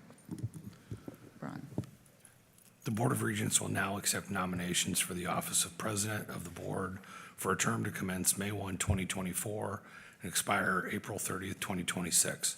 Are there any nominations? Regent, Executive Director Brown. I think that she has done an excellent job during the last period of time as interim, and I'd like to nominate Regent Sherry Bates to serve as president and remove that interim title and make her president of the Board of Regents. Are there any other nominations? We will now move to close nominations. All those in favor of closing nominations, please say aye. Aye. Opposed, nay. Nominations are now closed. The Board of Regents will now take action on the nomination of Regent Bates for the office of President for a term to commence May 1, 2024 and expire April 30th, 2026. Regent Rouse. Yes. Regent Kramer. Yes. Regent Richards. Yes. Regent Dunkel. Yes. Regent Lindenmeyer. Yes. Regent Barker. Yes. Regent Bates. Yes.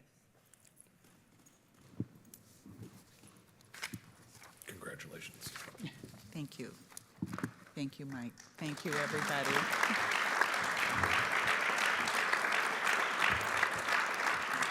I appreciate it. The Board of Regents will now accept nominations for the office of President Pro Tem for a term to commence May 1st, 2024 and expire April 30th, 2026. Are there nominations? Regent Lindemeyer? I would like to nominate Regent Greta Rouse as President Pro Tem. Are there any other nominations for President Pro Tem? Hearing none, we move to close the nominations. All those in favor of closing nominations, please say aye. Aye. Opposed? Nay. Nominations are now closed. The Board of Regents will now take action on the nomination of Regent Rouse for the office of President Pro Tem for a term to commence May 1st, 2024, and expire April 30th, 2026. Regent Kramer? Yes. Regent Richards? Yes. Regent Dunkel? Yes. Regent Barker? Yes. Regent Lindemeyer? Yes. Regent Rouse? Yes. Regent Bates votes yes. The motion is approved.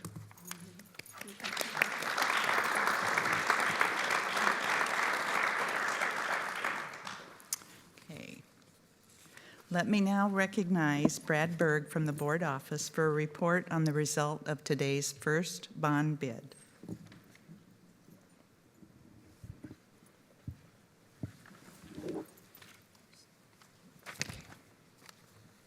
Thank you.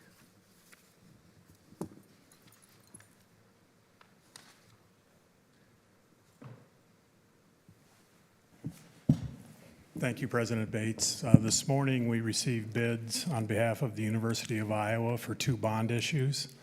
The first one was a refunding of an outstanding building revenue bond, and the second one was a new money issue for the University of Iowa's Facilities Corporation. Elizabeth Bergman from Baker Tilly joins us today with the results of those sales. Elizabeth? Thank you, and congratulations. Congratulations, President Bates and the Board of Regents. I'm pleased to be with you to report on the results of the sale. As was discussed, there were 2 sales this morning. First, we sold $17.5 million of academic building revenue refunding bonds, refunding the 2013A bonds. We had a spectacular result. We had 10 bids on the deal and had a savings of nearly 9% of refunded principal for a present value savings of I gotta put on my glasses to read my writing, $1.9 million. So very good outcome. The winning bid was Jeffries with a true interest cost of 3.14%. The second sale was the University of Iowa Facilities Corporation, which issued debt to fund athletics training center projects and received 8 bids, par size of $9.6 million. Received 8 bids with the winning bidder of Robert W. Baird at 3.82%. Again, a very successful result. In conjunction with both of these sales, the university spoke with the rating agencies of Moody's and Standard & Poor's, had both of their ratings affirmed and assigned to the new bonds, a AA from S&P and a AA1 from Moody's, and both rating agencies commented on healthy financial performance, excellent brand with stable enrollment, and modest levels of debt. I think that's everything I have to report. I can tell you the cover bids if you're interested in that and answer any other questions. Okay. Are there any other questions? Okay. Sure, go ahead and give us the. Okay. I have them Milt at would have hand. asked, so, yeah. So on the refunding, the cover bid was JP Morgan at 3.17, so very close to the winning bid. And on the Facilities Corp, it was KeyBank at 3.86%. One thing that you might wonder is why the interest rate is higher on the Facilities Corporation deal than it is on the refunding.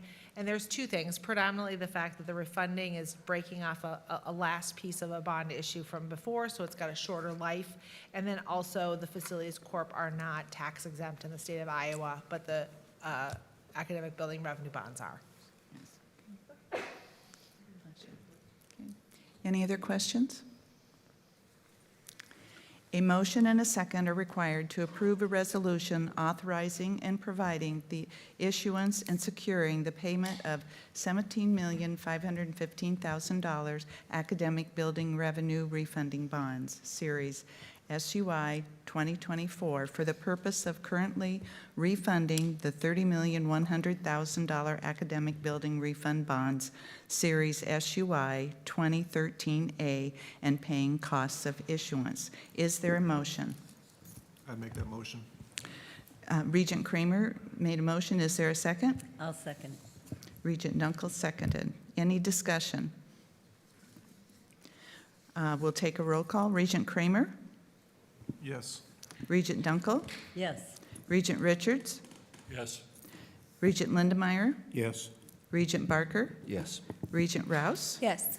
Regent Bates votes yes. The motion is carried.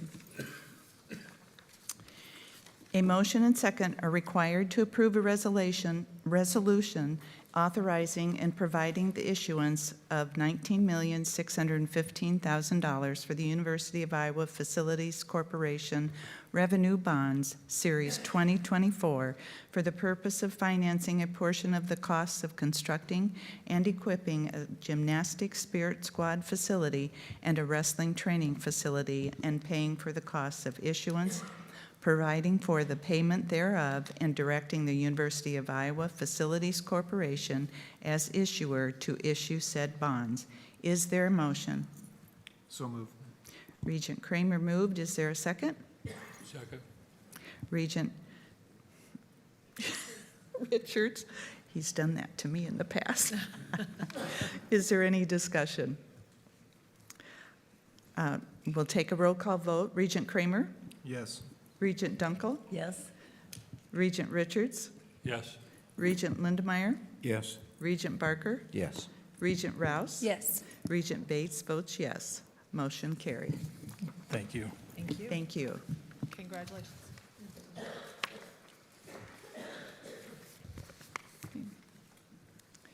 At this time, I will turn it over to Regent Dunkel, who will run the Audit and Compliance Committee meeting.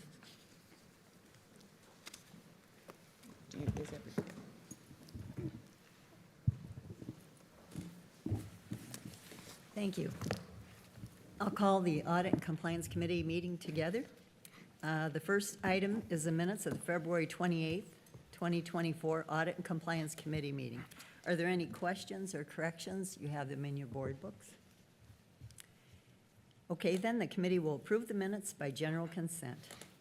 And now I'll recognize Chief Audit Executive Chad Sharp to present the internal audit reports issued. Thank you, Regent Dunkel. I'll start with an audit at the University of Iowa that we performed. The Carver College of Medicine departmental administrator onboarding processes.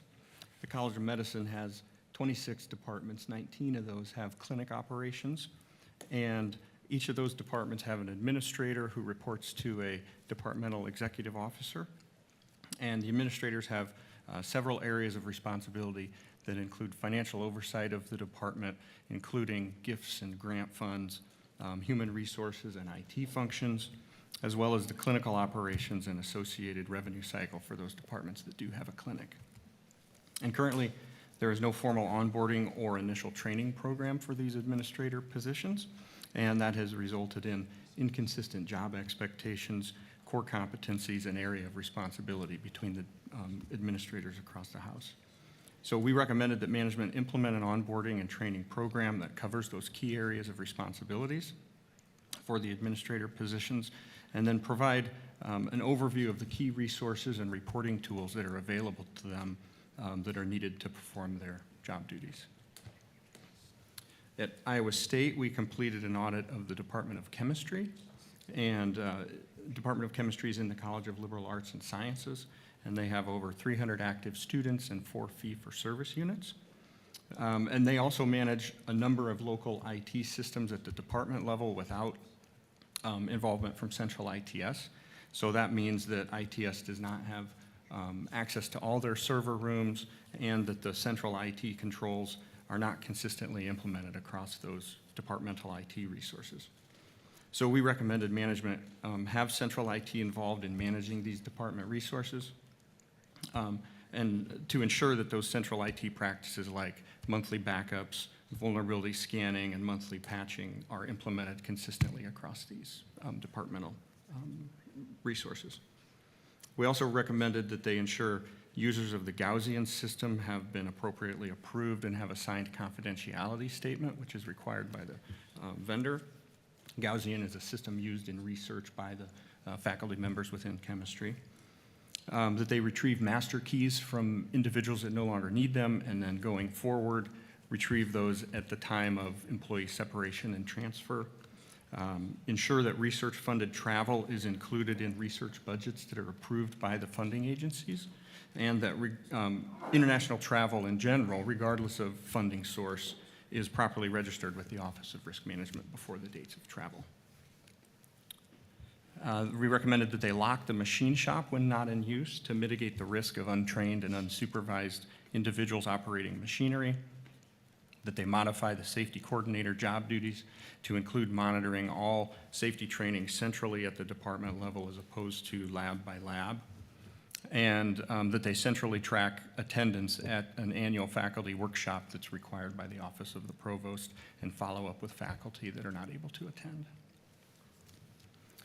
At the University of Northern Iowa, we performed an audit on the Office of Compliance and Equity Management, or OCEM.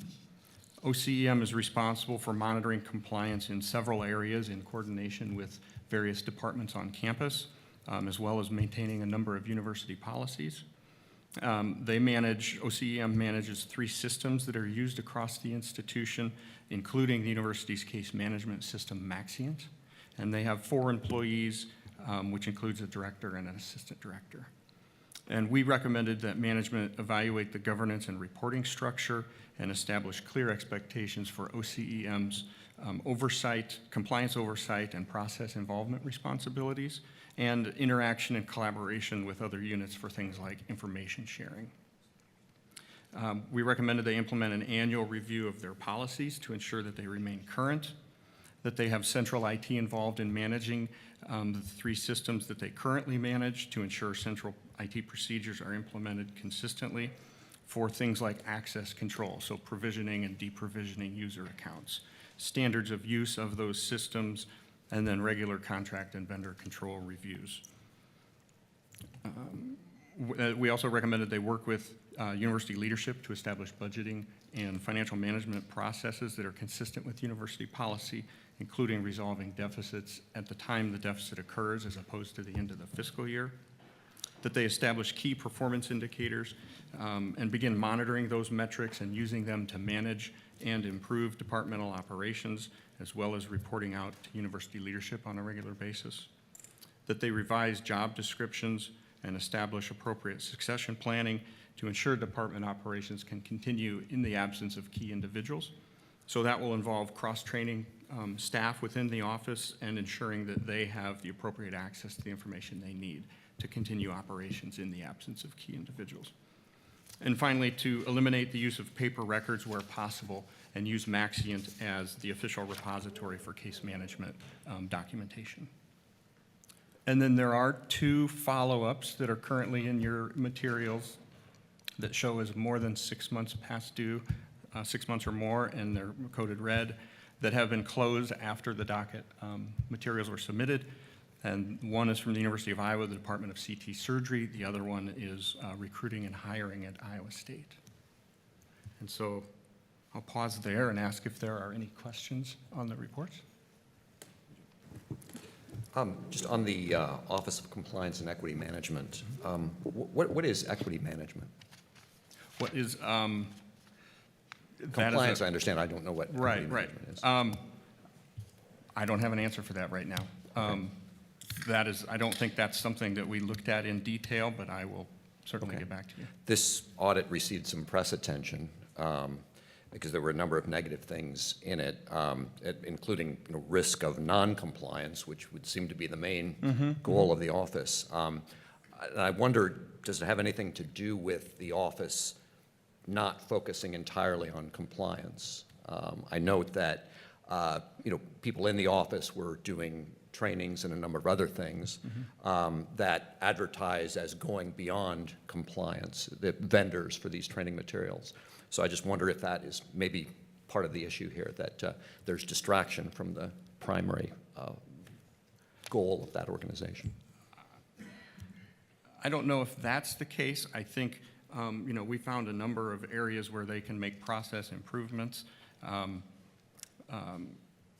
think the biggest thing is the intent is to keep, they're dealing with very sensitive information. And so the intent is they want to keep that very close to the vest for very good reason, but there are other departments that they work with that need information. And so. In order to comply with. In order to comply, Exactly. correct. And so these other departments have, to the best of their ability, worked around the situation and gotten the information to the best of their ability. As we've pointed out, the risk is certainly higher that things could be missed, but hopefully with the implementation of these action plans, that these processes will be much more efficient and effective. Thank you. Yeah. Any other questions for Chad? And then I have one update, quick. Please do. At the University of Iowa North Liberty Hospital construction project, Baker Tilly continues to monitor the monthly payment applications. No major findings. They'll continue to do this until the end of construction, which is next year. I'll continue to monitor that and bring any material findings forward. We appreciate that update as well. Thank you. I know we go through this fairly fast, but there's a lot of information in your booklets, and I'm sure you've all taken some time to read that, and we appreciate your work. Thank you. Any other business to come before the committee? Hearing none, I'd like to make a motion that the Audit and Compliance Committee recommend that the board receive the internal audit reports issued. Do I have a second? Second. Thank you, Regent Lindenmeyer, for that second. The Audit and Compliance Committee is now adjourned. Thank you, Regent Dunkel. What do we want to do, 10 minutes? We'll take a 10-minute recess right now for a break.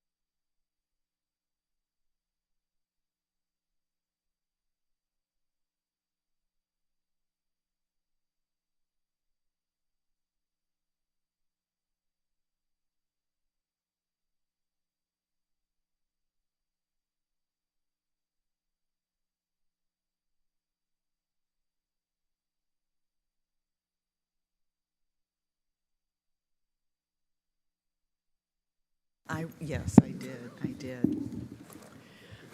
All right, we're ready now for the University of Iowa Healthcare presentation. Our first item is approval of the minutes from the February 28th, 2024 meeting. Are there any questions or corrections? If not, the minutes are approved by general consent. And now I'm pleased to welcome Dr. Denise Jamison, Vice President for Medical Affairs and Tyrone D. Arts Dean, Carver College of Medicine. Thank Go you. ahead.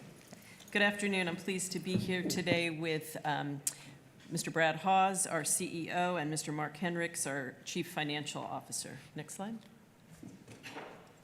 So this is our agenda for the session. We're going to start with a few opening comments and then proceed with a clinical highlight. We're going to talk about cochlear implants, which I think is a really nice illustration of the power of academic medicine. We're then going to have a couple of operating updates. The University of Iowa Healthcare rebranding initiative, looking at using the logo, bold and gold logo, which I think you'll enjoy. And then Brad is going to talk about an introduction to benchmarking our performance using Vizient, which is going to be our North Star for quality and safety going forward. And then Mark Hendricks is going to talk about our financial performance through March. Next slide. So I'd like to make a few comments before the formal presentation, a few updates. First, about downtown campus, formerly Mercy. The integration of our downtown campus continues to move ahead smoothly, and the major focus right now is planning for the May 4th implementation of EPIC, our new electronic medical record. We're taking an all-hands-on-deck approach to ensure a smooth technical implementation of EPIC and ensure that our staff are well-trained to prepare for our go-live. We are so grateful for the extraordinary effort everyone has put into moving quickly forward on this critical initiative. We've also continued efforts to seek input from a variety of stakeholders on the future of the downtown campus. This includes meetings with downtown campus employees and other stakeholders, the launch of our Community Advisory Board, as well as engagement with other community groups such as the North Side Neighborhood Association. And we're really grateful for the opportunity to partner with as many folks as possible to ensure we can maintain a familiar and welcoming community feel for the campus. We are also in the final stage with our search for a permanent chief administrative officer for the downtown campus. As you may recall, we brought Deb Barini on an interim basis at the beginning of the year to assist us with the initial transition of the downtown campus, and she's going to remain with us through the EPIC go-live period. In the meantime, we're pleased to report that we have an outstanding pool of candidates and hope to announce a selection for that position soon. Yesterday, we also announced that UI Healthcare's Chief Operating Officer, Emily Blomberg, will be departing to take on a CEO role in her home state of Minnesota, so we are quickly launching a search for her replacement. Again, we're confident that we will be able to attract excellent candidates for this role. In other leadership transitions, I'm delighted to share the great news that we have recruited an outstanding leader, Dr. Christopher Petker, to serve as chair of the Department of Obstetrics and Gynecology. He is a high-risk pregnancy specialist from Yale who oversees their comprehensive obstetric safety program, and I'm really thrilled. I think this will be a really nice partnership and a way to enhance OBGYN care in the state. And he begins July 1st. Finally, I just have to mention the Carver College of Medicine's recent Match Day celebration. This is when the medical students find out where they're going to do residency. And it was my first one at University of Iowa, and it was really exciting.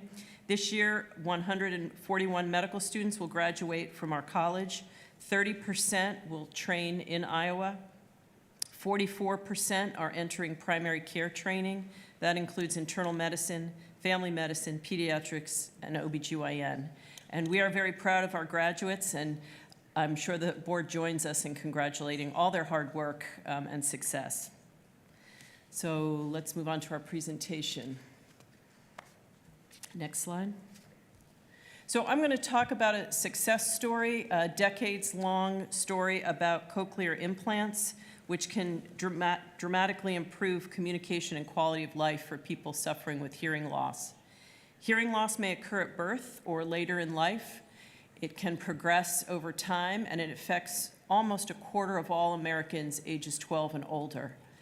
Cochlear implants are electronic devices designed to improve hearing for adults and children who have severe hearing loss that is no longer helped by hearing aids. Next slide.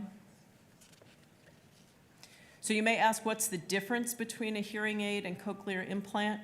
Hearing aids pick up and amplify sound with a microphone. It sends the signal through the ear, and it's an acoustic signal. By contrast, cochlear implants bypass the ear. They deliver sound signals straight to the auditory nerve, and they're an electrical signal. Next slide. So these are what cochlear implants look like. There are external components. There's a piece that fits around the ear that has a microphone that's called a sound or speech processor, and then a transmitter that sits on the scalp. And the external piece, the speech processor, looks a lot like a hearing aid. The other pieces are internal and require a surgical procedure to insert. There's a receiver connected by a wire to electrodes that are in the cochlea or inner part of the ear that connect to the auditory nerve.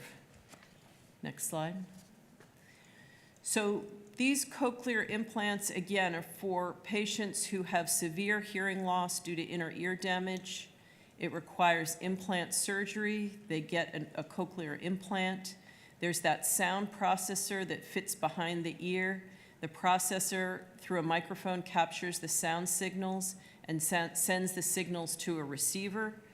The receiver is implanted under the skin behind the ear, and this sends the signals to the inner ear via wires. And these signals stimulate the auditory nerve, which goes to the brain, and then the brain interprets those signals as sound. So it's bypassing the ear. And the brain can actually be retrained to interpret these signals, and this process can take 3 to 6 months. Next slide. So we're going to play a video of these cochlear implants by Marlon Hansen, who's our chair of otolaryngology.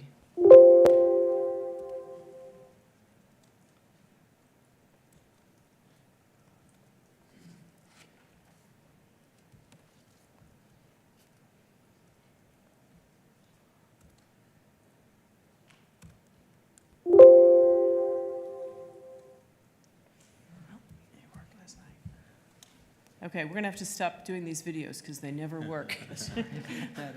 Sorry about that. My apologies. You give it one more shot? Nope. All right. Well, it's a lovely video that you probably have access to, so hopefully you can watch it on your off time.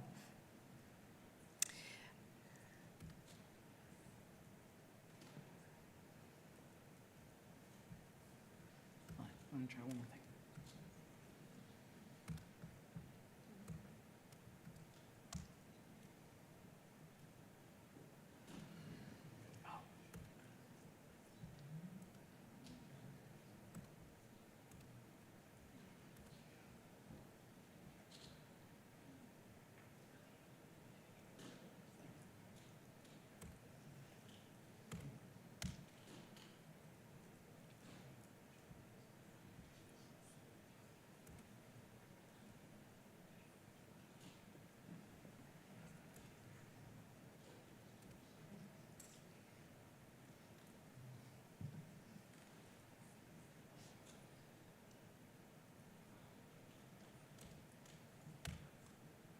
Yep, there we go. You compare what it's like to listen with a cochlear implant, it's not totally natural, but you compare it to deafness and it's absolutely amazing. Iowa's been at the forefront of cochlear implants since cochlear implants first came out. We didn't do the first cochlear implant, but very early on, Iowa's been at the forefront. Bruce Gantz, did the first multi-channel implant, did the first congenitally deaf kid. There's a lot of firsts at Iowa. Early cochlear implants, we were happy if they could hear a sound. And then the early multi-channel electrodes, people were getting maybe 20 80% word understanding, you know, better than being deaf, but not great. But nowadays, reliably, you're going to get 70% words, and our good performers, if we get in the ear and we're able to save the structures and everything works out, then they're upwards of, you know, high 80s, 90% word understanding. The technology's improved, coding strategies of how to encode speech in a digital way across some electrodes, that's changed. And then just the health of the ear that we're putting these electrodes in, we put them in much healthier ears so they work better. You know, there's a lot that's gonna happen in the future.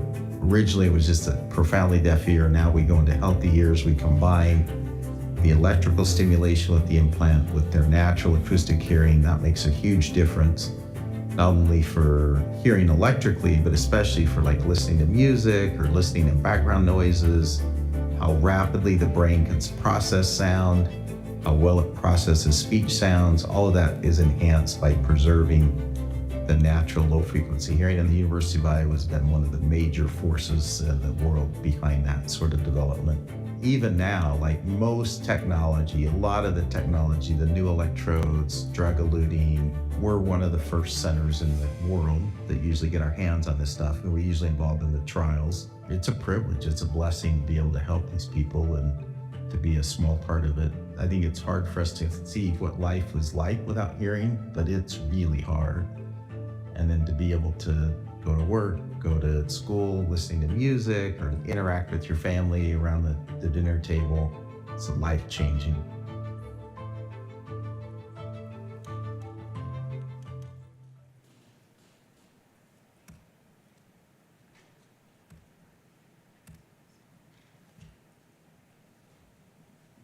So Dr. Hansen went through some of these firsts, but you can see there are a lot of firsts at University of Iowa Healthcare, and a lot of the development work happened at University of Iowa Healthcare. We have received NIH funding continuously for almost 40 years, adding up to $76 million. Next slide. And you can see the number of patients served and the number of surgeries per year has increased over time. Last year, 230 patients received cochlear implants, some of them with 2 implants, bilateral implants. Next slide. So Dr. Hansen mentioned this, but UIHC has been a leader in these hybrid cochlear implants, and they combine natural hearing and cochlear implant hearing. And this is a good combination because natural hearing is better at hearing music and low frequency sounds. And if you can combine both natural hearing with the implant hearing, you get much better results. So we have an example. We'll see if it works, but if you could click on the first example on the right-hand side is the natural hearing. The University of Iowa, changing medicine, changing lives. And then the second one is with the older generation of cochlear implants. The University of Iowa, changing medicine, changing lives. And then the third one is a hybrid cochlear implant, the newest. The University of Iowa, changing medicine, changing lives.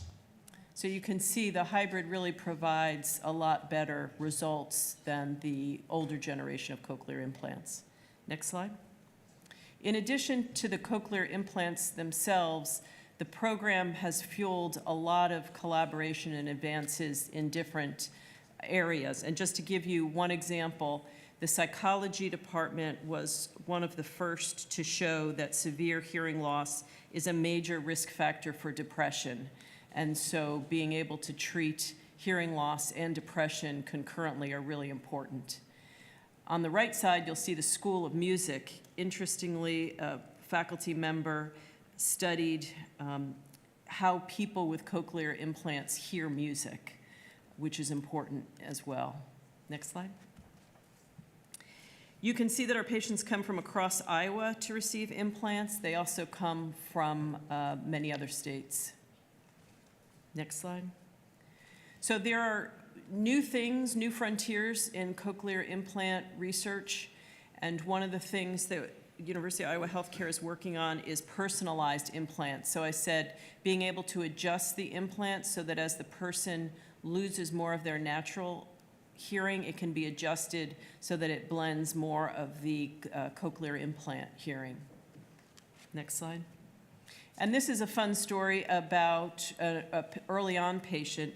Kelly Thielander received a cochlear implant with Dr. Bruce Gantz years ago when he was 2 years old. And then at age 6, he became one of the early the kid captains. And you see him here, the little guy in his football jersey in Kinnick. And then full circle, at age 18, he joined the University of Iowa as a football player. And he's seen here on the left with Niall Crone, who's another kid captain who received cochlear implants. And so he's an inspiration and mentor to the next generation of children with cochlear implants. And he's an absolutely lovely young man who's making a difference. Next slide. So I want to turn now and talk about University of Iowa healthcare rebranding efforts. Next slide. So we are really excited about our new logo, Iowa Healthcare, that aligns nicely with the bold and gold Iowa logo that was rolled out several years ago. Next slide. Our official name remains University of Iowa Healthcare, but this will be our logo to communicate our brand. Next slide. So Iowa Healthcare, regardless of campus, will be our logo, whether it's the university campus, the main campus, the downtown campus, or our new North Liberty campus.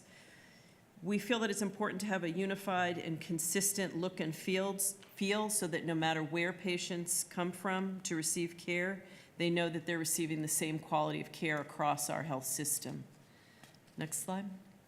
We are starting the major rollout this in May 4th. We rolled this out for the downtown campus because we had to change the signage and didn't want to change it twice. But you'll start to see more and more Iowa Healthcare signage. But the whole rebranding rollout will take several years to get all the signs, all the letterhead and T-shirts and everything aligned with our new brand. Next slide. I'd like to introduce now Mr. Brad Hawes, who's going to take over for our benchmarking performance. Thank you, Denise. I love that story about cochlear implants. My mother, who's in her mid-80s, I'll just say it's not only life-changing for the patient, but for the family. And my ability to talk to her on the phone or around the dinner table has made my relationship with my mother very different. And so to come now to a place that's a national or world leader, it's fun to see the full circle as we do that. So what a treat to see that done. So I'm here to talk about external benchmarking. I'm sure it's a concept that's not really foreign to many people. It can exhibit itself in many ways. As we followed the women's basketball team, it obviously got very interesting when we said, are they best in the country, second in the country, fourth in the country, just another form of benchmarking. We have similar kinds of things that actually could be rankings, but actually are a little better in terms of our ability to identify our performance in the healthcare environment. And so Dr. Jamieson and I have really been moving forward internally, I'm going to even say evangelizing, what do our external benchmarks look like? We love to think we're great. We love to tell you we're great. But how do we know that without being able to compare ourselves externally? And so you can see there, I won't read the slides to you, but benchmarking is common in our industry. And it's a tool that we are using, will use, and I think will be a platform for our communications with you as we go forward. So as Dr. Jamieson indicated, next slide, please. The benchmarking, though, is important that we actually have accurate and credible benchmarks. We could compare ourselves to a small community hospital. That would not be an accurate comparison. And so Vizient is one that's used very widely in academic medicine. You can see the data there that 95% of academic medical centers participate in Vizient. And they have then a wraparound suite of services beyond just the benchmarking, where we can now say, well, who's best? And then we can find out analytical data from them or actually contact them directly and say, how are you so good at that service and what can we learn from you? They obviously would also like to sell us consulting services as they've gathered this information. But they have tools that we use. The most common tool in the bottom right-hand corner is what they call their quality and accountability scorecard. And they've developed a number of those as we go forward. So next slide. This scorecard provides monthly and annual data that compare UIHC to other comprehensive academic medical centers. So a couple key points there. The monthly data and annual data is really important to us. There are other survey instruments like CMS or other benchmarking, US News and World Report, which I'm sure you may follow, where the data and the rankings sometimes lag 2 or 3 years. And so by the time you get the data, it's too late to act on. One of the things that we love about Vizient is it's almost immediate data. We have data feeds that go out monthly. We get return data in a very rapid fashion, and we can diagnose and act on things almost in an immediate fashion. They take that data across many domains, not everything, and then they score and rank those. And those scoring and ranking metrics are developed nationally. We participate in many actually steering committees and boards that help develop the metrics, and those evolve as we go forward. So this is our True North tool. And so I'm just going to give you a quick orientation on the next slide to 3 of the scorecards that they have. So the first one that we have is what we call the adult Q&A. You can see the different domains in which they would rank us and grade our performance and the rankings. And we tried to make this color coordinated so that you could see which ones are consistent and which ones aren't. So on the left-hand side is the adult study. In the middle is the pediatric Q&A, and on the right-hand side is an ambulatory Q&A. That one's still a little bit more nascent and under development, has about half the participants that the others do. And then undergirding some of these are our patient experience. So on the adult side, as an example, patient experience is one of the metrics. You can see patient centeredness in kind of the royal blue. But if you look at pediatrics and ambulatory, that is not one of the metrics that they have. So we gauge that in other fashions as we go forward. So we're trying to gather as comprehensive of a data set as we possibly can. These are the 3. Dr. Jameson, actually, the other night, we constantly debrief after meetings, and she said, I would like our team to be so familiar with these wheels that they actually are sick of them. And they're like, I've seen it, I know it, I don't want to talk about it anymore. We're not there yet as we go forward. So just a little more information on the next slide, a little more explanation around each one of these. I won't read each of them. On the top left-hand side, which is an interesting one, and it's kind of not our favorite topic in healthcare, but we look at avoiding deaths who have patients that are hospitalized. To be really kind of direct about it. When we admit somebody based on our assessment of their clinical condition, there is an expectation that a certain percentage of those people will pass away. And so this would grade this to say, do you have more patients that pass away or less than the benchmark? That's the mortality score. And you can see it's highly ranked, a quarter of the score. Safety are then subcategories within it to say, what are your infection rates like? Or do you have pressure injuries from patients that stay in the hospital a long time? Those kinds of things. So they, in many instances, get very granular, but they are key and not kind of superfluous. They are things that matter to us, that we want to be good at, and that we're working diligently to make sure that we improve on. The newest component there on the bottom right-hand side, which is still really under development, gets to care equity and saying that you should have scores that are more equal based on gender, race, ethnicity, and even geographic location. For this, actually, a lot of this has to do with do we have healthcare that's appropriate in rural settings? And is that different than it is in an urban setting? And this is one of the places that we would learn and be able to compare across similar kinds of situations. All right, next slide, which is the last one in this section. The intent today was to give you a background on a tool that we are using. In future meetings, we will talk to you more about the performance in some of these domains. We will not always tell you the rosy picture.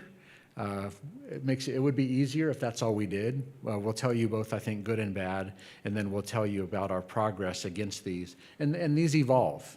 The metrics evolve, our performance evolves, and so it really is a dynamic tool as we go forward. So that's really all I had to say today, just more of an introduction to the tool, and happy to take any questions about it.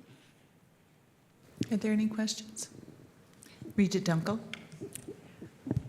I see that you have quality as one of your criteria under ambulatory. Mm-hmm. Is that pretty subjective? No, they have actually very specific metrics. An example would be the percentage of patients over the appropriate age that are getting colonoscopies. And is that the right percentage? And so quality in the ambulatory is a little more subjective than inpatient, but there are very specific metrics that they compare us to. Regent Barker? So on the mortality and safety, are you compared just to comparable institutions, or is it adjusted precisely for acuity differences also? Both. And so we can select, well, there is an academic medicine cohort. There's a couple hundred of those institutions. We can narrow and get a cohort that we believe is more directly applicable. So one thing that you might look at in Iowa is we're the only academic medical center. We have a large rural population that we serve, and so a comparison against other situations like that is probably more applicable than if we're comparing ourselves to an academic medical center in Chicago. So we can narrow it that way, but there is danger in that because we might say, oh, we don't like that comparator because we don't look good, so let's exclude them. So we do look at overall academic medicine and the rural, but it is also indexed on acuity. And so my earlier example, comparing ourselves to a small community hospital that doesn't do a lot of the things that we do wouldn't be real. The mortality statistic for them would be much different than our mortality statistic. So they do index these on risk and acuity. Okay. Any other questions? Okay, thank you. Next slide. So I will talk about the financial performance through March. So we go to the next slide. One thing I'll kind of follow up on Brad's comment around benchmarking. There's benchmarking quality, there's benchmarking cost and efficiency, and the great thing about benchmarking is kind of shows you directionally where you might have areas to improve, but the more you drill into it also, you can kind of determine who are the best performers and kind of reach out to those academic medical centers, or they reach out to us, the more we kind of are part of the Vizient tool. The trajectory of the financials is pretty similar to what we've talked about last time. So starting with kind of the volume, discharges, inpatient discharges are up. Patient days are down 2%, but kind of on the theme of benchmarking, we've known that we have opportunity around length of stay. We've looked at our benchmark expected length of stay with CMS and Vizient for a while, and that's all acuity-based, diagnosis-based. And that's shown opportunity that we could look at, and we've had a launch this year, Better Teamwork, Better Care, we call it, where we're really looking at geolocalized teams where we bring together the care team and similar patient needs, so in cardiology, infectious disease, better kind of localizing where those patients are inpatients in the hospital and making sure they have the care team, social work, and other teams to kind of make sure they get the most effective and efficient care path through an inpatient stay. So we've seen good progress this year, and we'll kind of continue that process into next. Surgical volumes has been a real success this year. Looking at overall block utilization, some other things, there's been a lot of work done on that, and you can see we're running 1% above budget. Clinic visits overall were up about 5.5% over year-over-year, a little bit less than what we budgeted, but overall a good trajectory there. The only other thing I'd kind of point out on this slide is salary expense. We continue to be below budget. Our vacancy level still is running a little bit higher than budget. We hope to kind of change that trend going into next year. Lastly, at the bottom right, you can see kind of the overall margin without directive payment at 1.6% versus a seasonally adjusted goal of -0.4. The next slide are the actual financials. I'll just kind of go to the gray line that shows what that 1.6% equates to. It's overall about $31 million of margin versus what our budget was through March. Typically, we see a little bit larger volumes in that last quarter, so that's how we kind of get to a 0% budget for the year trended out. Lastly, next slide, I'm sorry.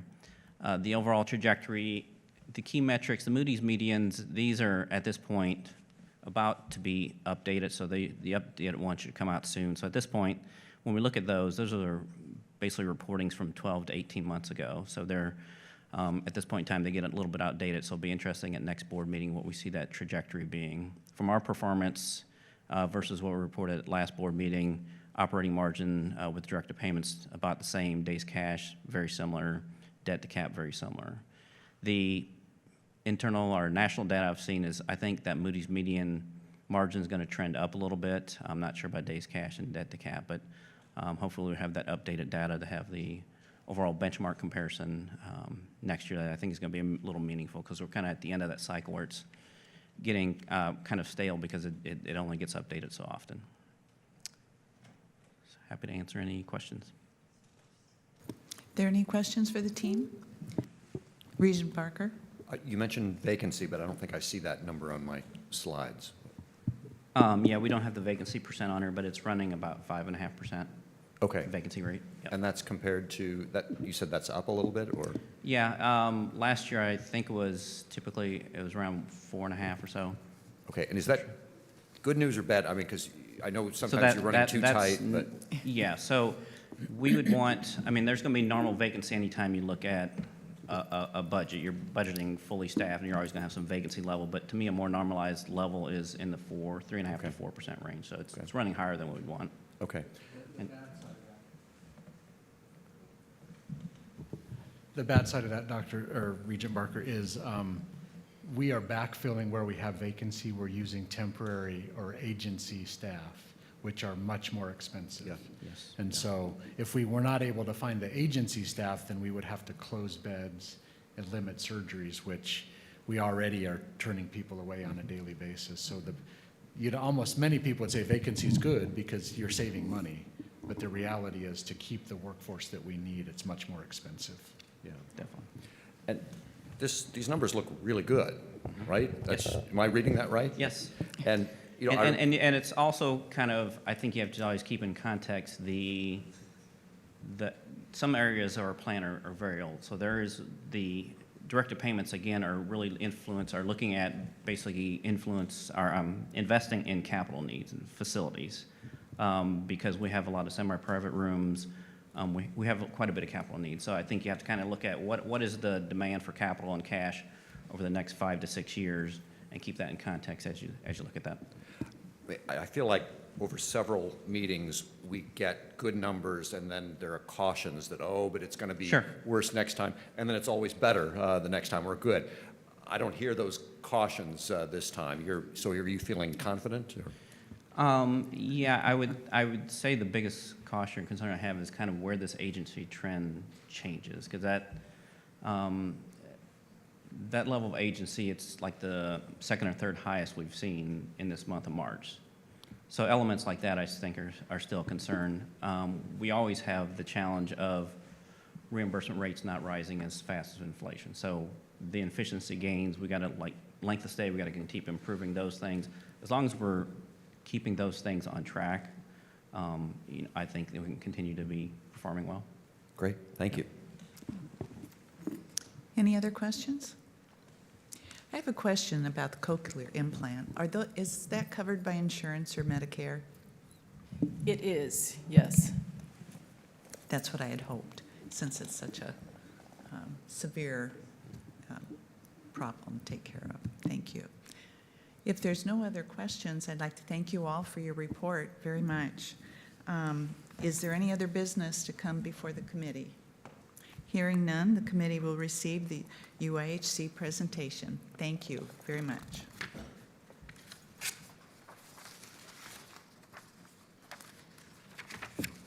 At this time, there are no public comments, so we'll go over that section. And is there any other business to come before the board? Hearing none, this meeting of the Iowa Board of Regents is adjourned.